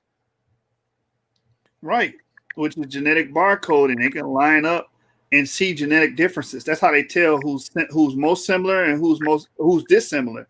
By lining up the genetic code and genomic data and looking for those differences, which are SNPs and strong tandem repeat. They'll say, okay, these SNPs and mutations line up. So they are from the same Y chromosome. So then they'll be assigned that haplogroup, our paternal haplogroup, right? I mean, it's pretty simple. But for him to say that just, it's like you said, they can't say that your ancestors were the Vikings. There is no DNA test that can tell you your ancestors were Vikings, but they can still tell you your ancestors were related to what haplogroup or what have you, or what ethnic group or what have you. They can still do that. The technology's there. So, bro, get out your goddamn. I don't know what you in, man. Like y'all brothers are in, and y'all are. What's that? Appeal to stupidity, bro. Appeal to stupidity. That's what you brothers do. Stacy still yapping in the back chat, but I'm waiting on him to jump his ass on here. He still haven't. Dora the L asks you, what is the date of the glacial maximum? If you're there, James. Okay. Yeah, you kind of choppy a little bit. Yeah, my phone dying out is between. They say between about 30 and 25,000 BCE. You know what I'm saying? On the secular timeline. Yeah. So, hey, brother, you got chance. He said 30 to, I think, 20,000 BCE is what he said. My brother chopping up a little bit.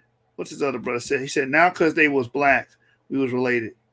He said more pseudo. That's not, no one never said because they were black. We said because they had haplogroup E. That's what makes us related. You understand? The genomic and genetic data makes us related. I didn't you just hear me say they line up and do genetic barcoding and they test genetic differences to see who's more similar and who's dissimilar. That's how they came up with the phylogeny behind it. Yeah, 30 to 25,000 years ago in the last glacial maximum.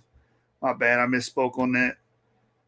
Yeah, it has nothing to do with, see, what's going on in the conscious community, they think phenotype means relation. No, phenotype does not mean relation. I was telling Aboriginal power, and that's why I named this Basics of DNA, because we need to discuss things like this. I was telling Aboriginal power, you understand the Malaysians don't have the same DNA as sub-Saharan Africans. They don't. The Malaysians don't. The Andaman Negritos, we related to the Andaman Negritos, but they look sub-Saharan African or have Africoid features, if you will, quote unquote.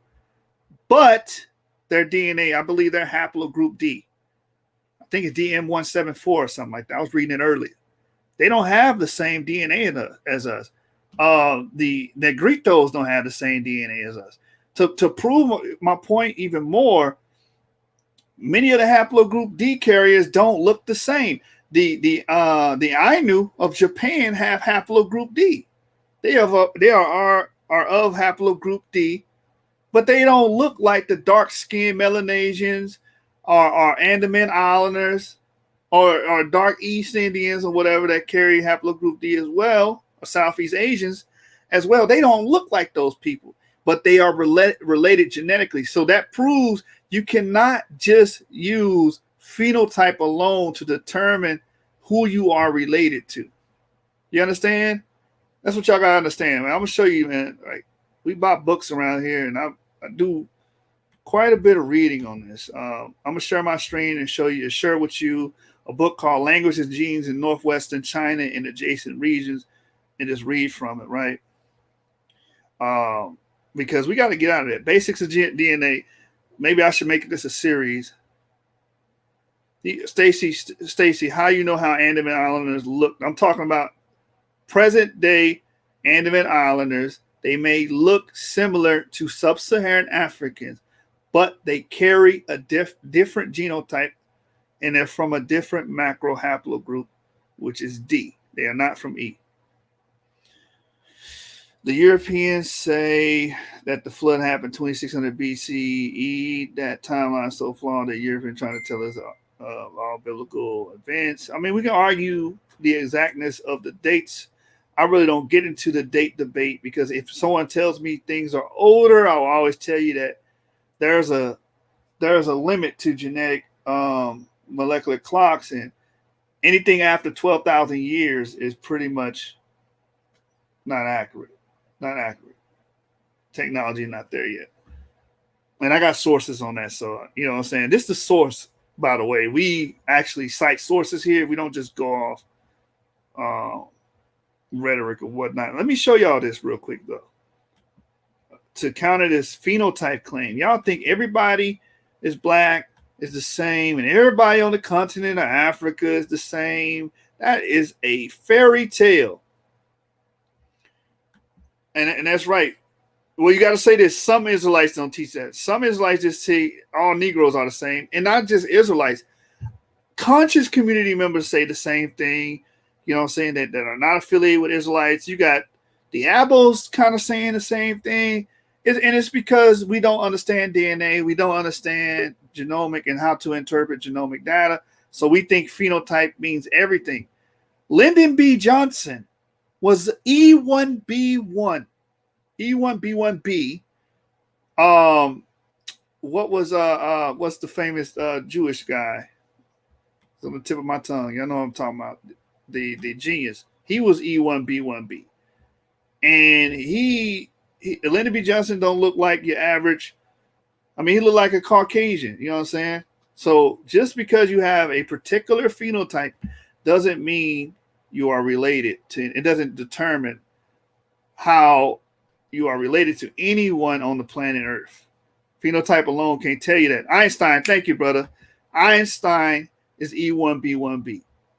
You understand? Read this one. The general teaching in the community isn't if you look the same, you are the same. You do have offshoots that do that. They're the exception, not the rule. And that's true. So actually, Israelites groups were on point with that. You can be related to people that don't look like you, that don't share the same phenotype with you. That is on point when it comes to understanding DNA and how similar we are genetically instead of just looking at the surface. You should have Ronald Dalton on and Benaiah Israel. I don't know who those two brothers are, but maybe they're Maybe they're DNA savants. I don't know. I don't know those brothers. I don't know those brothers, man. But let me share my screen. Got my brother D Red in the building. What's happening, bro? What's cracking? Share my screen and get this information out here so we can stop repeating these same erroneous errors that our people are, regurgitating. Oh, all Negroes are the same. That's not true. So I'm going to start here. This is Language and Genes in the Northwestern China and adjacent regions, 22 and 23. I think this book cost me $1 or close to $1. Book was expensive. Anyway, when I say buck, I'm talking about $100. Not now. The age of haplogroup O in East Asia is no more than 30,000 years when estimated from sufficient numbers of STR markers. Therefore, haplogroup O was not the earliest Y chromosome carried by the modern human into East Asia. Haplogroup C M130 may represent one of the earliest settlements in East Asia. Haplogroup C was at a high to moderate frequency in Far East and Oceania and lower frequency in Europe and in the Americas, but is absent in Africa. Several geographical specific subclades haplogroup C have identified. I'm going to get to the point. Haplogroup C is absolutely restricted to Japanese and Ryukyus, appear at low frequency about 5%. Haplogroup C2M38 is found among certain local populations on Pacific Islands, Eastern Indonesia, and Polynesia. C2 has become a mono haplogroup due to severe founder effects and genetic drift. Let me get to the point. The arrival of C in South Asia and Australia must be much earlier than at the time around 60,000 years ago. Haplogroup C must have settled in East Asia. The haplogroup, all right, right here, this is what I want. The migration history of haplogroup DM174 is most mysterious by the time. We have known little about the origin and dispersal of this haplogroup. This haplogroup was derived from African haplogroup DEM1. Remember, we're talking about that in YAP insertion. YAP is the father branch, and then whatever it produces is the daughter. And it's associated with a short black Asian physical style. Haplogroup E and D are brother haplogroups, while haplogroup E, that's why I was telling y'all earlier, if you're going to say Elam represents the early Persian and these early East Indians that were in that region, you can't count out haplogroup D. And if you're saying Elam is of Shem and they carry these genetic markers, then DE would automatically become Shem. And E would have to be Shem because haplogroup E and D are brother haplogroups. You understand? While haplogroup E was carried westward to Africa by tall black people, haplogroup D might have carried eastward to East Asia by short black people. Let's keep reading. Haplogroup DM174 has high frequencies in the Andaman Negritos. Now, Andaman Negritos may look like sub-Saharan Africans, but they carry haplogroup DM174, and it's high frequency, so a lot of them carry that. So my point is, just because they look similar doesn't mean they are genetically similar. Yes, we are related to them, but I'm going to keep giving you examples. The northern Tibeto-Burman populations and the Ainu of Japan, and also appears at low frequency in East and Southeast Asia and Central Asian populations. So the Tibeto-Burman populations are also haplogroup D, or haplotype DM174 rather. And the Ainu people of Japan are haplogroup DM174, right? These populations all carry the same genomic data, but they don't look the same. And here's the point right here. Most of the populations with haplogroup D have very dark skin color, including the Andamanese, some of the Tibeto-Burman and Mon Khmer people. The Ainu people may have changed to pale skin to absorb more ultralight in the high latitude region. For the origin of haplogroup D suggested that CTM168 gave rise to the YAP insertion. All right, so let's go. And it even says in this book, haplogroup E with YAP insertion might also have an Asian origin. So even this book is telling you that haplogroup E didn't arise in Africa. But the point I want to bring out of this is the Ainu of Japan, the Tibeto of Burma, and the Andaman Negritos. Do they all look the same? So we're just going to do a quick Google search, Google image search on this. And hopefully, again, this is the basics of DNA. I want to show you that phenotype does not automatically mean you are related to somebody. Just because you have a similar physical expression or physical appearance doesn't automatically make you related. So let's go to Google. And we're going to type in Andaman Negritos.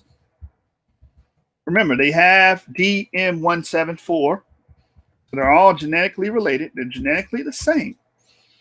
Andaman Negritos. Let me get that. Let me pull it up. These are the Andaman Negritos. Now, if you didn't know any better, oh, those sub-Saharan Africans. No, those Andaman Islanders in their haplogroup DM174. Now, y'all can all see how these people look. Matter of fact, let me blow this. Let me make sure the stream's blown up. Let me make sure the stream's blown up. There we go. So you guys can clearly see this. So hopefully y'all get educated on this and y'all stop running with the lie just because you look the same or all Negroes are genetically the same. That's not true at all. So you can see the Andaman Negritos, the Andaman Islanders. They look sub-Saharan African, but again, they're not haplogroup E, A, B, J, R. They're D. Now let's get Ainu. The Ainu people of Japan, they got the same haplogroup. These are Ainu people. Look at this. They don't look anything like the Andaman Islanders, even though they have the same genetics as the Andaman Islanders. Look at these people. Pale skin, stringy hair. That's why I like using this example, because you can have people with the same haplogroup have this much genetic diversity and expression. Because remember, phenotype is how the genotype expresses physically, right? So the same genetic information was able to produce these people, the Ainu people. These Ainu people. Look at this person. Look at this. Diametrically opposed to what we saw with the Andaman Islanders. So can we stop saying phenotype makes you who you are? That's unscientific and is not backed up with genomic and DNA. It's not. It's not at all. These are not Andaman Islanders, excuse me, Ainu people. Now let's get to Tibet. Let's see if we can pull up the Tibeto Burman people, and then I'm going to go back to the chat, see if any trolls are there, anybody's learning anything. Same haplogroup, different hair types. You know, one had more of a weirdly tightly coarse hair. The other one had like stringy hair, right? Different skin color. So you can have the same haplogroup and different expression. That's why I brought up Lyndon B. Johnson. Lyndon B. Johnson was E1B1B. You even have E1B1A individuals that look white. All right, Tibeto Burman people. Forget the people. I don't want the location. You need the people. Look at these people. Look at these people, man. Look how they look. Look at their phenotypic. Examine the phenotypic range of these people. These are haplogroup D. Haplogroup D, man. Do they look like the Andaman Islanders? No, they do not. But the blood that's coursing in them carries the DNA, and the DNA is saying they are the same. Hold on, we got somebody in here. Let me see what's cracking. Let me see what's good. Did we get a brave soul in here? Oh, we got my brother James back. What's cracking, James? Nah, not much, man. I was just coming back in, man. My phone had died. I wanted to let it sit in charge for a minute. Yeah. I was just showing the people that you can't just say phenotype is what makes us related, because I proved through haplogroup DM174, 3 different groups have the same genetic makeup, the same core biology, but look completely different. It's called genetic diversity, man. You understand? Phenotypic range. Yeah, genotype don't mean phenotype. Exactly. So I showed the Ainu people of Japan, I showed the Andaman Negritos, and I showed the Tibeto-Burman people, and all three groups look completely different. The Ainu were more pale, stringy hair. They look like some of the Japanese locals. You understand? And then the Tibeto-Burman people, they look more like Southeast Asians. They wasn't as pale, but they they wasn't dark either. They wasn't like sub-Saharan African dark or anything like that. And then we showed the Andaman, they look like sub-Saharan Africans. So phenotypic expression is not limited to one group of people. Phenotypic expression, all you got to have is genetic diversity. The only people that you don't see with that much genetic diversity is the Europeans, because they so inbred. They're so inbred that they're not able to have that genetic expressivity anymore, verbal expressivity anymore. Because they pretty much had too many deleterious or bad mutations and deleted most of that information away from them. You understand? That's why I say white skin being introduced into the world was actually just a deleterious mutation. Had nothing to do with consuming milk. That's just a theory. It had nothing to do with being in the cold northern areas of Europe, because Cheddar Man's people was there and they were black for years, for thousands of years. You see what I'm saying? Which also proves that phenotype don't equal who you are or relation, because people with haplogroup I today are genetically related to Cheddar Man and his people. You know what I'm saying? And they don't look like Cheddar Man and his people. They're not dark skinned. So, I mean, that's just something to keep in mind. I just wanted the people stop running with that. And Israelites been correct on that for a while. You know what I'm saying? Now you got some Israelites like, no, we all Negro. Bro, that's not scientifically correct, man. Let me go through this chat, man. I was reading out my book. That's Blumenbach's modern race theory. Whitney Titus categorizing humans by phenotype. Exactly. That's exactly where it's from. It had nothing to do with science. Had everything to do with a system of pseudonyms. You understand? Because he was like, Africa's the black land, America's the red land, Asia is the yellow man, and Europe is the white man. You understand? I forget what he called Malaysia. I think he called them brown. I can't remember. So he had a color-coded system, which is unscientific, because I can find those same expressions in Southeast Asia. I can find darker skin tones being variegated and expressed through people groups. And I can show lighter skin tones being variegated. I can show you that in ancient America, you had darker skin tones and lighter skin tones. So that don't make any sense. How are you going to just have this color chart and equate it to race? That's erroneous as hell. Israelites don't generally teach modern race theory. That's true. Which is why you'll hear many of them claim they're not black.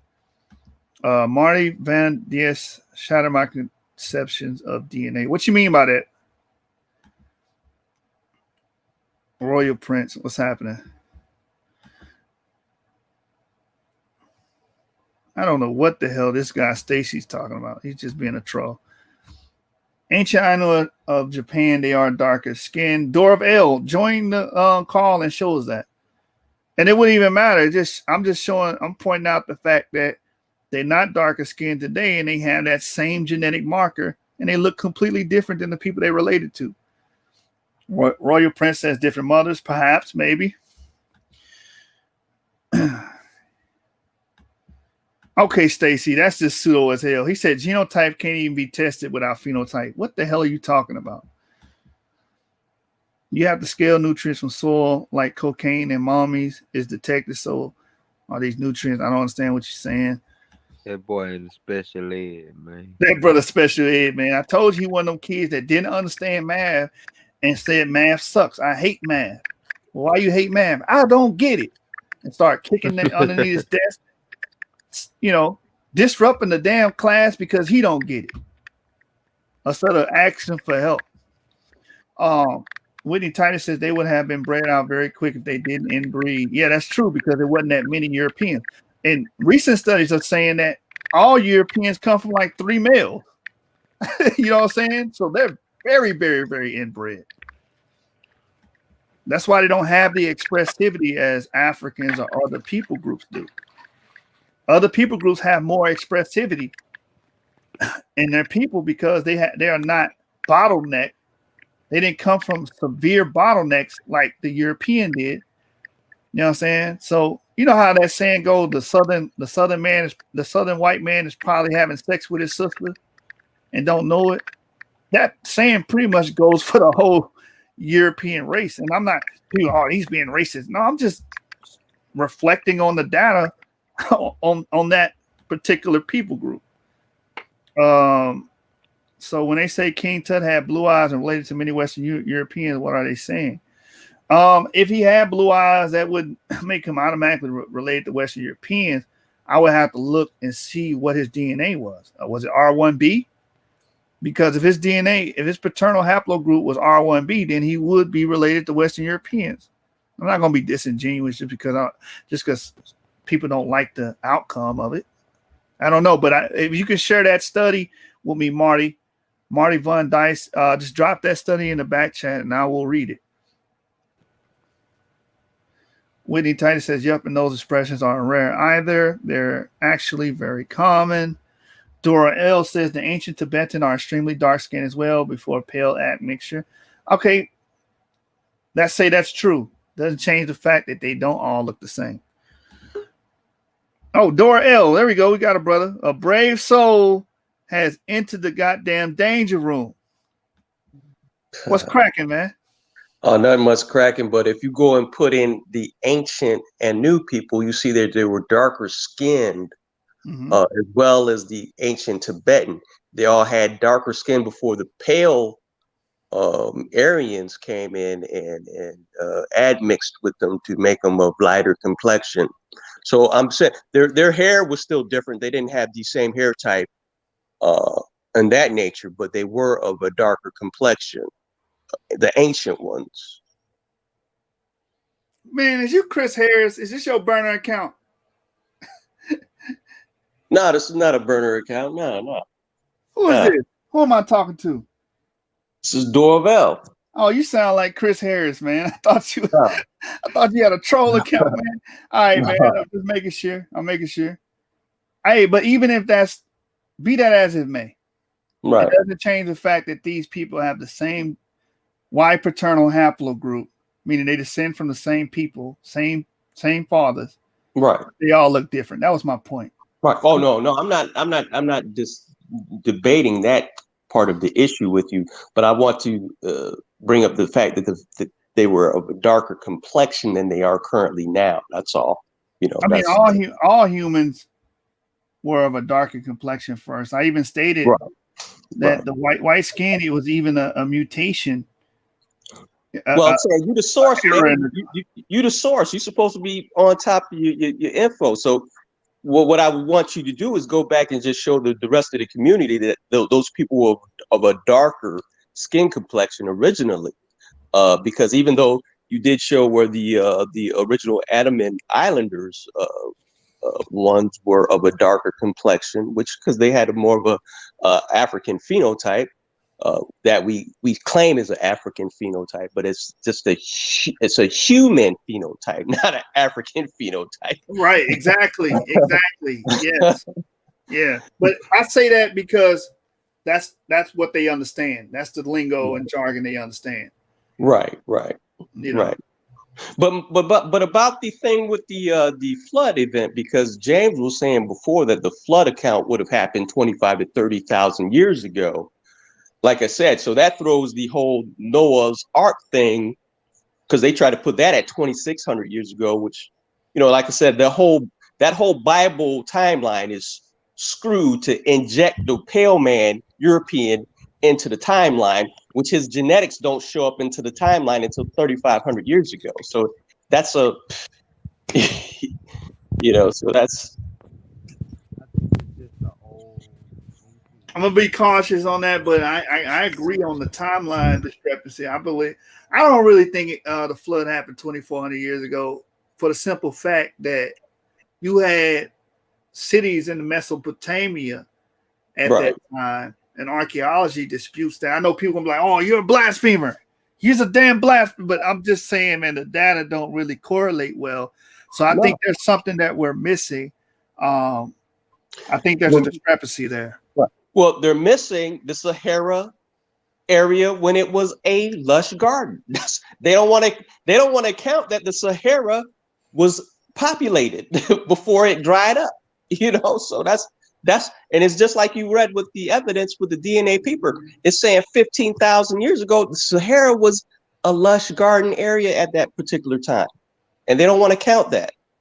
So that's throwing off their whole timeline, because they, like I said, they want to insert themselves into the time period by saying 3,500 years ago. That puts them around the time of Noah and the flood. So being that the white skin genetics didn't show up till 3,500 BC, so you're inserting yourself in history like they always do. Yeah, I don't think there's the exact date. You know what I mean? But people are still going to look at it as if I'm challenging the orthodox information. So they're going to be like, I'm blaspheming. I get told I'm the Hebrew atheist all the time, so it's nothing new to me. It's like you said. What do the evidence tell you? The evidence tells you, so you go by the evidence. The scriptures is only half of the picture. You don't discount the other part of the picture.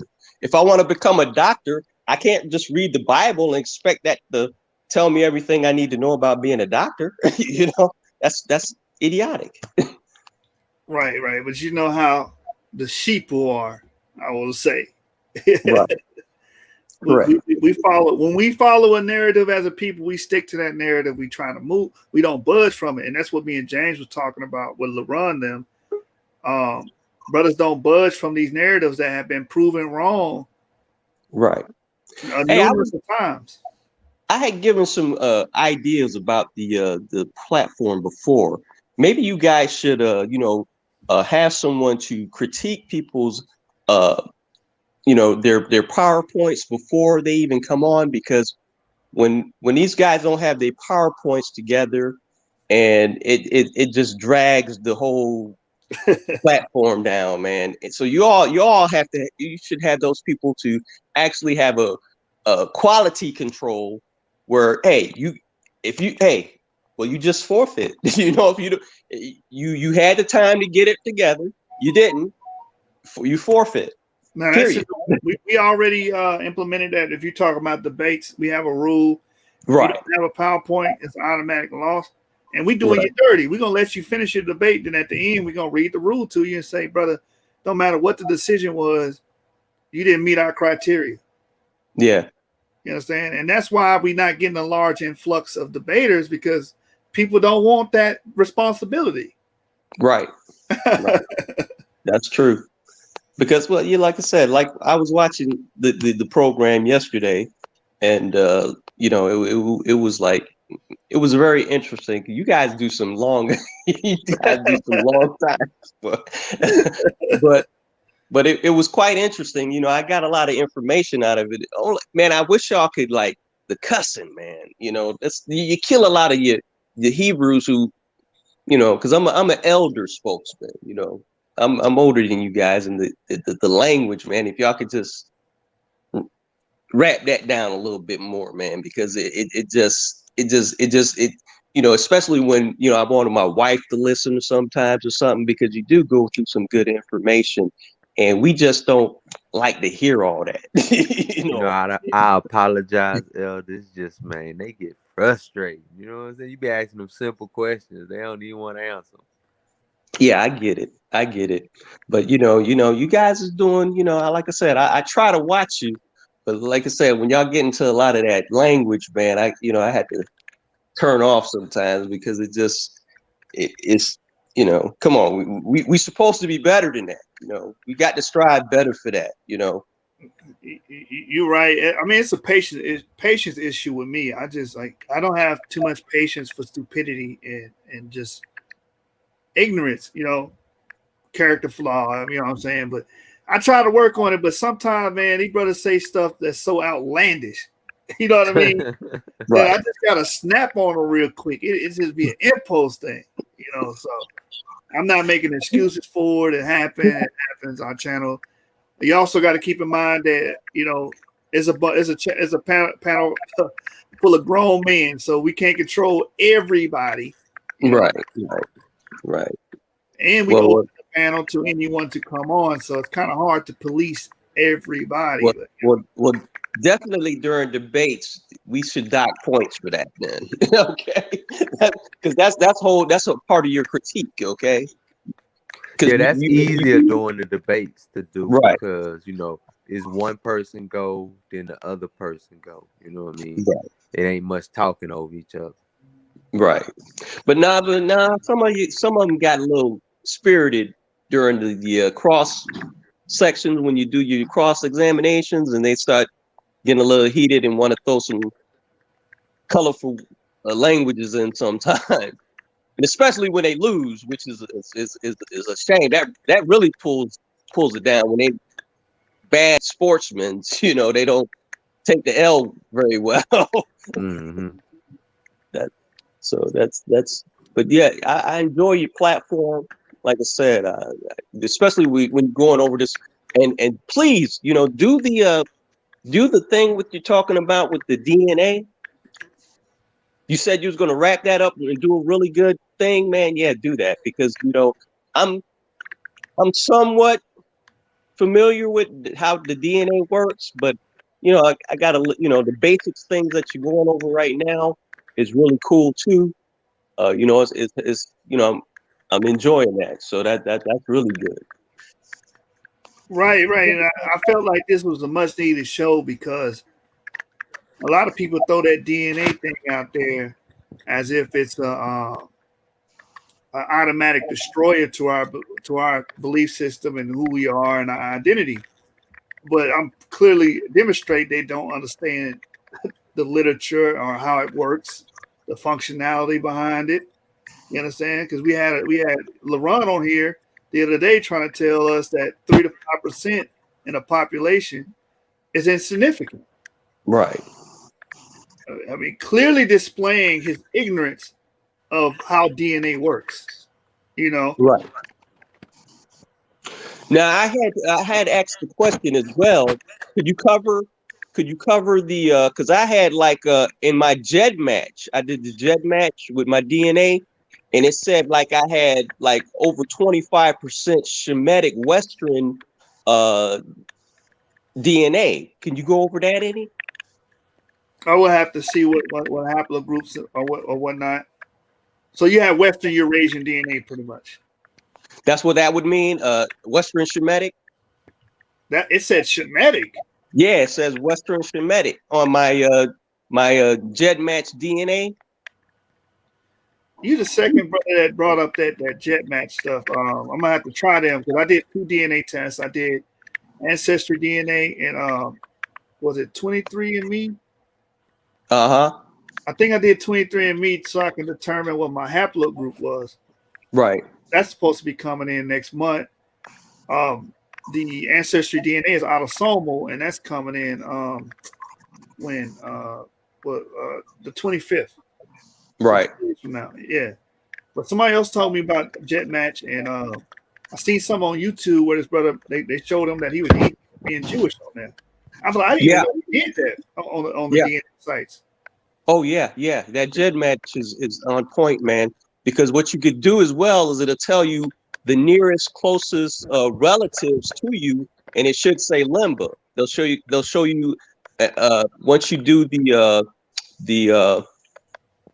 pie chart. You click on another button that's right under the pie chart, and it'll give you the breakdown to the nearest, closest relative to your haplogroup, and it's everybody's generally says limber, being 1% closest to you.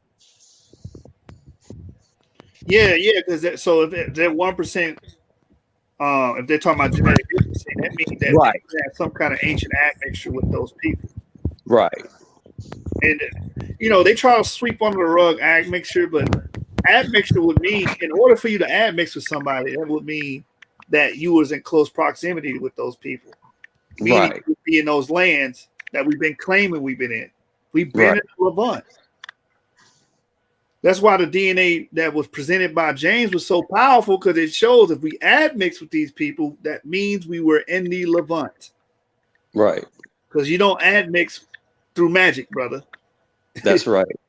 You That's right. admix through hybridization or sex or reproduction, if you will. And it's going by the male. It's going by the male. So the male had to pass on the genetic information, not the woman. So, so his whole argument is null and void right there, because it's the man that's passing it on, not the woman. Right.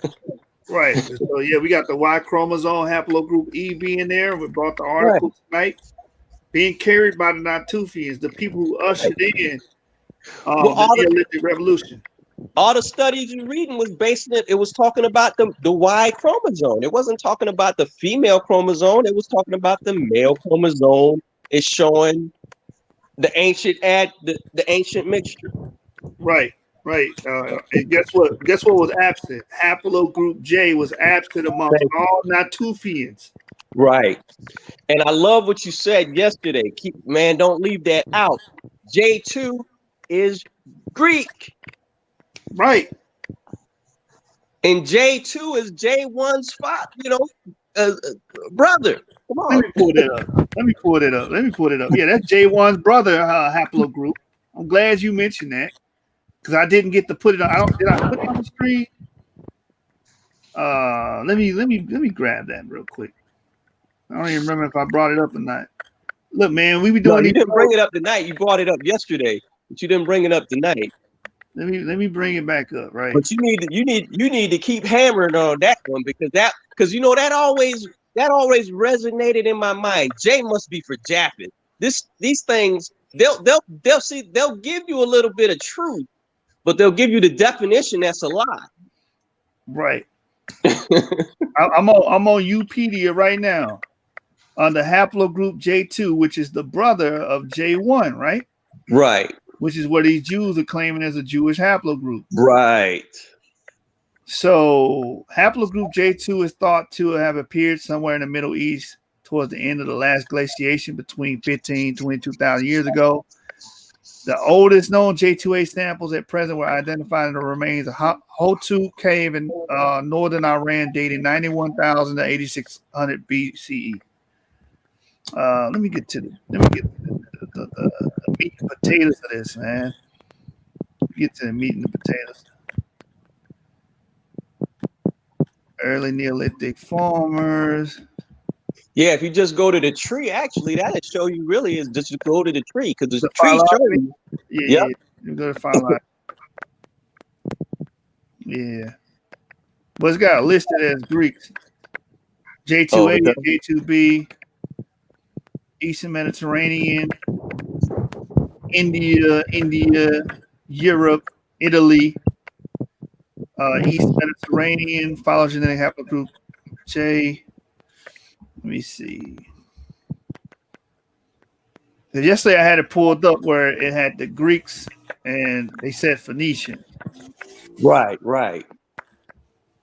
Look, Anatolia, Georgia, Iran, Iraq, the Gulf states, the Caucasus, the Lebanese, Arabian Peninsula, Anatolia, Iberia.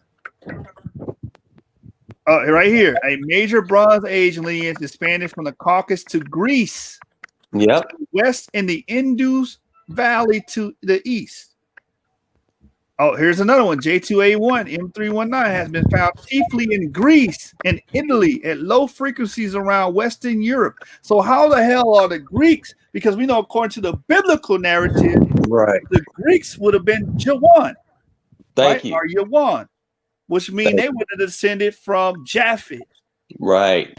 So how the hell is the Jewish paternal haplogroup going to be J1 if J2 is the Greek haplogroup? They don't make damn sense. No, it don't. Because where the Y chromosomes come from? Males. The father.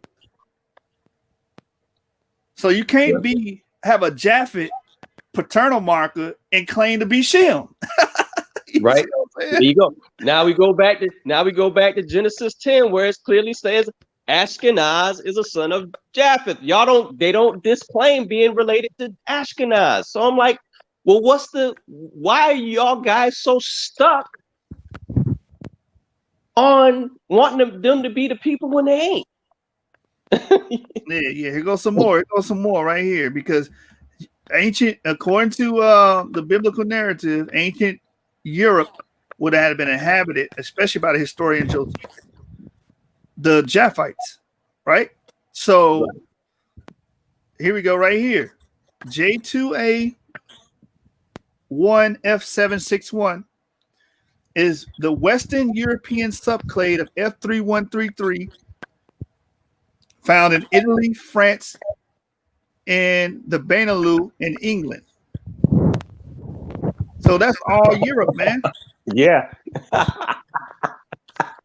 That's why I was trying to tell Kevin. I'm like, bro, you understand these F lineages are European lineages, and if they're European lineages, including the Greeks, Jawan, then these will be Japhetic lineages, not Shemitic lineages. There's no way around it. Now, what you gonna find out? Because I did my DNA a couple of years ago, and they've been updating it from time to time. What you gonna find out was, because I just had a recent update, because I did Ancestry and 23andMe. My Ancestry just did an update about a couple of months ago. I didn't have any Ashkenazi Jew in my DNA at that particular time. Now they done threw Ashkenazi Jew in my DNA haplogroup now. So now they got me down as an Ashkenazi Jew, which I said, oh, you don't want to give me the real Jew, but you're going to throw in some Ashkenazi on me. Hey, check this out.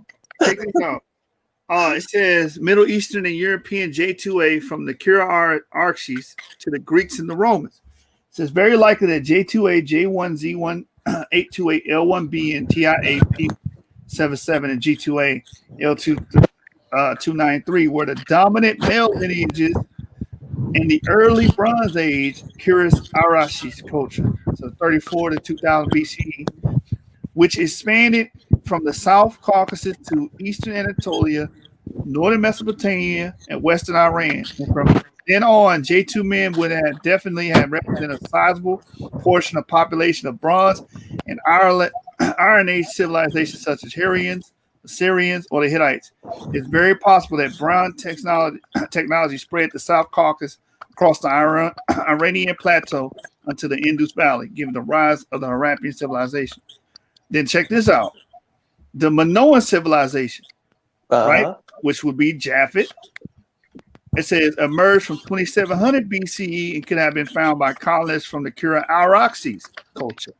So these are these people that carry this paternal haplogroup J2A, who would have brought bronze working with them. Modern Cretans have a high percentage of G2A, J1, J2A, and L plus T together in Greece, and the highest percentage of J1 and 2A in all of Europe for that matter. The three haplogroups association with the Kira-Arxes culture, although little data is available at present about deep clades in Crete and Aegean Greece.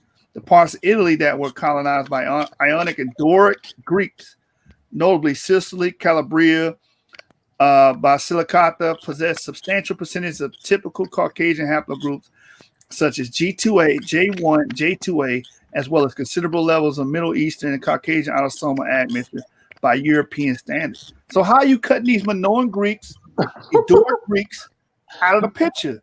Wow. Yeah. You can't say in one breath that Jawan is the island of Greece and the people of Greece in antiquity, and then say, okay, these same people with these same genetic markers are Jews. That don't make no damn sense, man. No, it don't.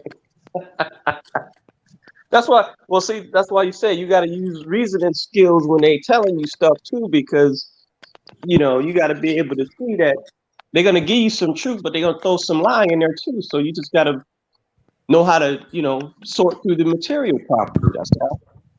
Look right here. It says, the Phoenician Jews, Greeks, and Romans all contributed to the presence of J2A in Iberia. Why are they saying Jews? Because they throwing them Ashkenazis in there with this J2A haplogroup. Right. But they related to Greeks and Romans. Wait a minute, the Greeks and Romans of antiquity was Japhet. Thank you. So they descend from the same father. So that would mean these people are Japhet, not Shem. Well, see, what they're probably doing is as well as throwing that Edomite, which is Shemitic. So it's the wrong brother though. Right. And man, this is what I was trying to get this nigga Kevin on the other day, man. I'm like, bro, these are F lineages, man. They can't even be Shem. That would have to be Japhet. Unless you done made up your own goddamn narrative. I guess the Greeks is Shemites now. Right. You see what I'm saying? I guess your one was actually supposed to be Shem, and you know what I'm saying? The Catholic Church put that in there during the Council of Nicaea. See, they blame everything on the damn Council of Nicaea, so might as well blame it on it too. Get the hell out of here. All right, man. Let me check the comments. Let me see what everybody is. Come on, D-Red, be a part of the show. Where you at, brother? J. Key said they also added to remove people listed in genealogy too. Different ancient translations prove this, which caused me to start digging further. D-Red said bring that back up. The Jew autosomal DNA said the same thing. No, that's a fact. When we brought up the autosomal DNA, it shows that they related to them people, man. These Greeks, Syrians, and all these other weird people that would directly be, according to the biblical narrative, Japhites, not Shemites. And you know what's funny about this, Door of El? The funny thing about this is, I'm like, why hasn't anybody busted these people across the head with this already? Me too. Because you know what? I was reading. Do you ever listen to Philippe Matthews? No, I'm not familiar. Oh man, this brother, he's good. He got a YouTube channel, but he talks about how it was this one African brother in Nigeria. He actually did a study on how the sound wave, the tau sound wave that come from white people's mouths, has a effect on the black man's physical, his physical being. You know, it's a sound wave that affects us internally. and we go back to the scriptures. The scripture says, you know, Satan was we assume that he was a angel that was a part of the chorus. You know, in control of the chorus. So this sound wave that they speak really has a detrimental effect on our whole psyche. You know, it's like we become like hypnotized by it. And matter of fact, if you actually read the Moby Dick, the 42nd chapter, where it's talking about how white people and their whole characteristic, and how people of other colors just throw themselves at their feet. You know, how you actually have, if you have time, anybody out there, if you have time, read this 42nd chapter of Moby Dick, and it tells you exactly how, you know, white people are, and how people just cave, all people of color just cave into their demands, which is just fascinating and sad to me at the same time. Right. Yeah. I'm gonna have to check that out. D-Red said non-Jewish Eastern Mediterranean is who the Ashkenazi is related to autosomally. Exactly. Exactly. We can see that through genetic distancing, and we brought that out. D-Red provided the article. We read it the other day. Like, these people are more closely related to, like we said, these Doric Greeks and these ancient, the Greeks of antiquity. Right. Which is a clear contradiction because, like we've been saying, that these are goddamn Japhites, not Shemites. Right. Excuse my language. Shemites. They not. I mean, they Japhites, not Shemites. Excuse my language, brother. Well, they're gonna have some of that admixture from Esau, though. So they're gonna have some Shemitic, but it's like I said, they're not gonna have a broad band of it, but they're gonna have a remnant of them that have the Shemitic bloodline in them. Yeah, we understand that, but their paternal lineage is a paternal lineage that is shared with the Greeks. So I gotta rule that as, if you want to claim any people, you should be claiming Japheth. That's true, but because of the mixture, you got it because they do have that Shemitic line in them. So I give them Esau. He's theirs anyways, because Esau was in the mix, man. Esau definitely in the mix, bro. You know what I'm saying? So they can have Esau, but it's not going to save them, Right. I really want these brothers to answer these questions. I'm like, how is you using F in lineages to say that they Jews now? Like, that don't make any sense. And I brought up the East Indians being of D, you know what I'm saying? And the Bible saying those are Elamites, and Elamites are Shemite. I mean, this is pretty much deductive reasoning. Right. Simple deductive reasoning. Okay, if Elam is Shem and the ancient East Indians are considered Elamites, then therefore their haplogroup will be related to Shem. I mean, it's that simple. This ain't really, well, I said the basics of DNA. You know what I'm saying? Right. You know what I'm saying? Great show, y'all. I'm about to lay it down, man. I just did another 13 hours. Like I said, this show was impromptu, brother. This was impromptu. I got home, so you know what? Let me talk about this. It was on my spirit. Wanted to bring some articles to the forefront. We are the source, so we're going to bring source material. We're not going to give y'all rhetoric like these other channels. You know what I'm saying? These other brothers. G-Con, run your mouth. You know what I'm saying? Hey, I got a question for you, though, Genesis 49ers. When you going to do some more of your other stuff, man? You ain't putting that out in the wild, man. A PowerPoint. I do owe y'all a PowerPoint, man. I might I was gonna do a debate with a brother. It never happened, so I might give you some PowerPoint slides from there. I think that need to be touched on and make it real crisp and presentable for the people. You didn't let your chat. You didn't start the debate league, and you didn't let your other thing to just fall to the wayside. You got brothers that's thirsty for that information that you be putting out there like that, man. You can't leave us hanging like that. No, you're right.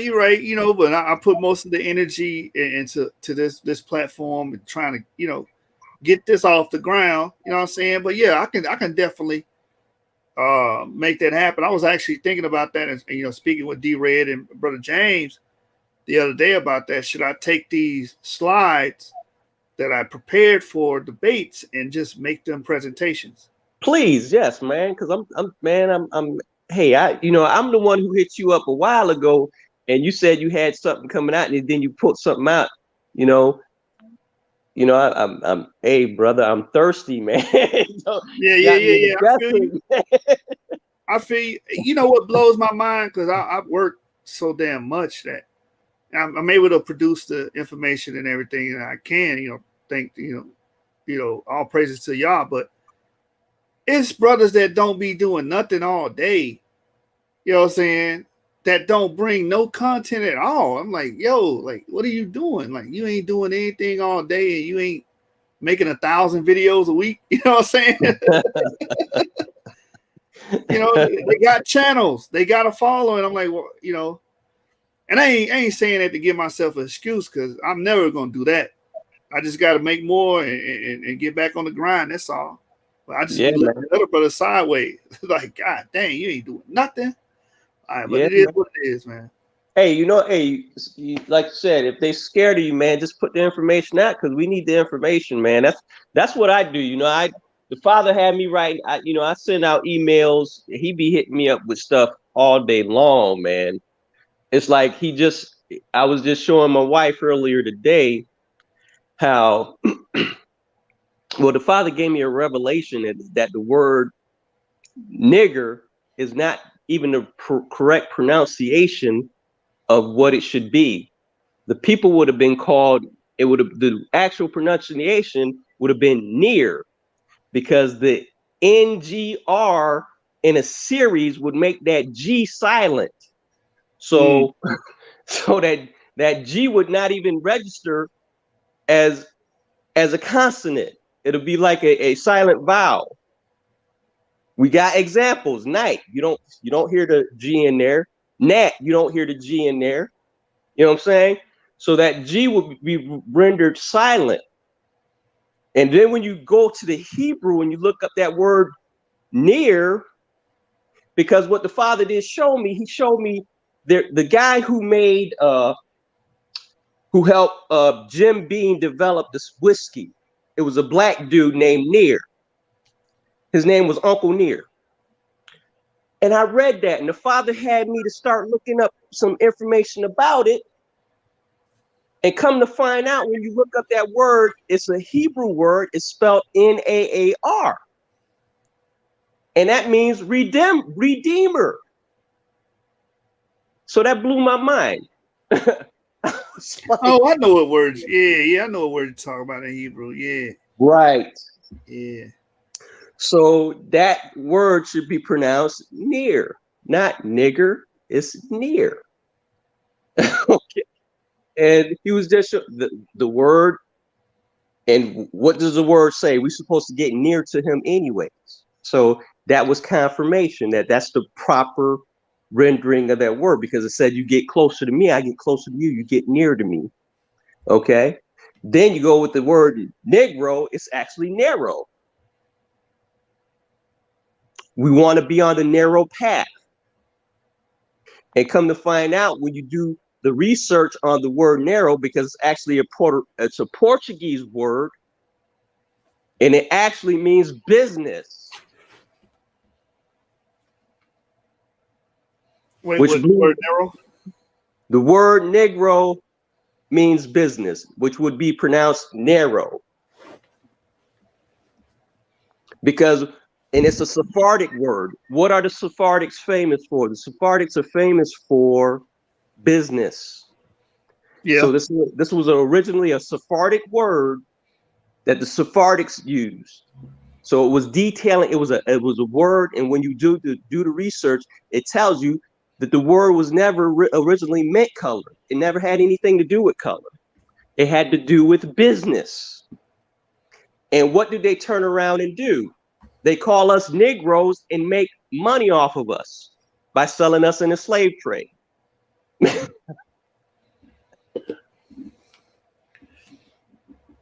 By calling us Negroes. Misapplying the term. Yeah, man. I got slides on that Sephardic Jew stuff, man. Did one video on that. I got another slide. I got some more slides pertaining to that, man. And once I drop that, man, that's gonna make that's gonna turn some of these brothers upside down on their head, and they're gonna get pissed. You know, I mean, they're gonna get upset. You know what I'm saying? So, yeah, man, more to come, man. Wait, were you putting it out, man? I told you I'm ready, man.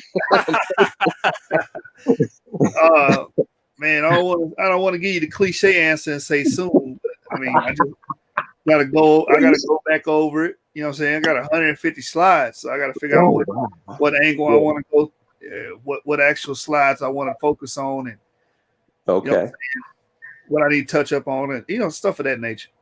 Right. Well, like I said, man, hey, is it a way that I can hit you up? Because don't be hoarding all the information, man. I've been trying to share all the information I can with everybody, So I'm really, I'm really, because like I said, I came into the awakening about 3 years ago, and the father had me reading dang near 24 hours a day since 3 years ago. Man, I'd be up 3, 4 in the morning, reading 10, 12 hours a day, man, and researching, you know. So, you know, that's all he had me doing. I'm retired, so you know, I ain't got nothing else to do. So Okay, yeah, man. I can add you to our group on Facebook. We be on there daily. You know what I'm saying? We be on there daily. I can add you on there. Request to go to Source Debate League group on the group on Facebook. And if you just send me, put your Facebook name on the private chat here, and I can add you in myself. Okay. And yeah, you'll be plugged in. And of course, you know, we go live on here periodically. So shoot, we got plenty of ways you can reach us. But I will warn you, that group get kind of fiery sometimes. So, you know, brothers is in there. We got atheists in that group. We got agnostics in that group. We got people of different perspectives in that group that don't see it our way. And you know what I'm saying, really kind of like a danger room sometimes. So yeah. Well, see, that's the type of stuff I'm probably not interested in, because I'm trying to, you know, once you've been there, did it all, you know, and you just try to, you know, at this point in my life, I'm just trying to refine my rough edges now, you know. so yeah. you know, a lot of this stuff, like I said, I believe the Father, he gives us the information. We just have to sift through to get to the truth. Everybody is not telling a lie, so whatever that truth is they're saying, you can extract that out and use it. You know, that's what we're supposed to do anyways. So Right, yeah, man. So I'm just happy that like what we seen in the chat, people is trying to make genetic models to explain the biblical fathers, because if we saying it's true, then we got to find some kind of tangibles to back up what we're saying. You know what I'm saying? And that's when I see stuff like that, I feel like my job was done. You know what I mean? Right. More rational thinking on the Hebrew side is what I've always been trying to push. You know, up in the scholarship, man. Right, because all your videos, man, I didn't got all those resources, man. That's what I'm saying. Don't be holding on to the resources, man. I was looking at just now. I'm gonna have to go back. I'm gonna have to get some of them DNA resources that you spitting at out. But you know, like I say, man, hey, like I said, I got so many, and plus that book you just talked about that you spent a buck on, I just found it for free. Okay. So man, don't tell me that, man. Don't tell me you got it for free, man. I done told you, man. That's why I need to hook up with you, because I got so many, man. And then most of the stuff I could find and don't pay a dime for it. The Father just let me be able to find it, man. So hold on, brother. Let's make sure that languages and genes in northwestern China and adjacent.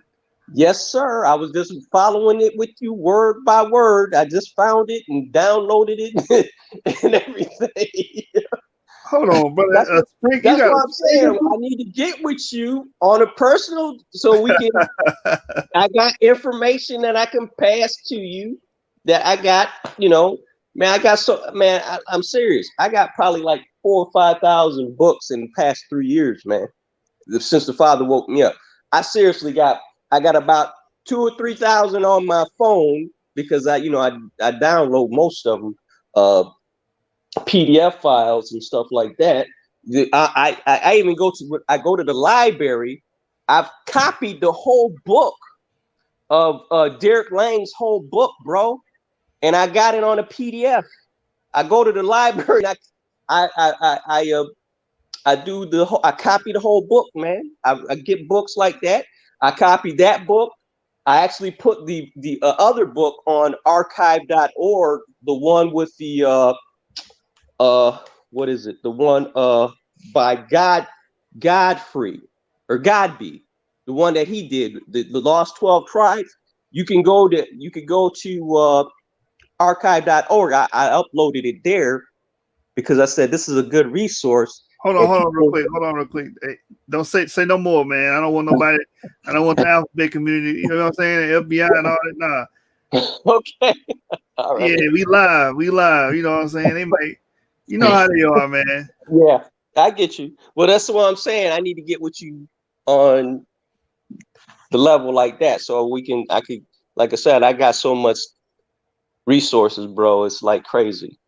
You know, like I said, a lot of these books, I'll get them from the library and I'll make copies of them, bro. Yeah, that's good because when I'm doing research and I might come across a book and that book won't be available digitally and it'd be like out of print. I'm like, damn, there's nothing I can do. Because right now, let me see. Right now, I got this other book from. Let me see. Let me run downstairs real quick. I got this other book that I haven't copied it yet, but I'm going to.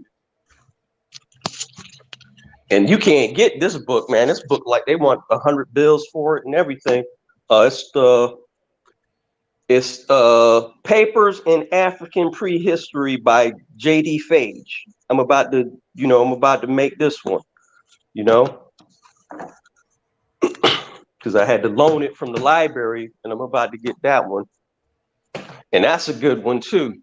I got a lot of information in it. Okay, yeah. We're gonna have to talk on that one, man. You the plug. That's what I'm saying, man. That's what I'm trying to tell you, man. You need to let me, get that personal information, because, man, I got Merlin's Secrets, the African Near East presence in ancient British Isles. I got How the Holy Writ Was Written by O.C. Edwards Jr. Oh, that's deep too.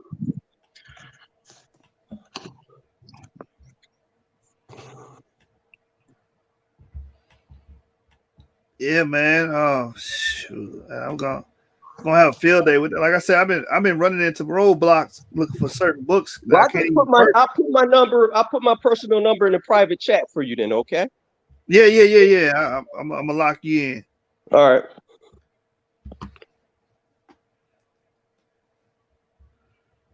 Dang, what's my phone number? Yeah, don't say it live, brother. We got a lot of weirdos. You know what I'm saying? And a lot of trolls. Yeah. All right. Yeah, I got it. I remember it now. Yeah. All right, I'm gonna lock you in right now. Give me a second, man. Yeah, I'm gonna close it out, brother. I gotta get some rest, brother. All right, bro. We'll be in touch though, then, because like I said, I told you, man. I feel like, bro. You know how it is when you be putting it in, bro. Yeah, man. Yeah. When he wake you up and he just have you on that diet of just reading 12, 14, 15 hours a day, man, and just researching.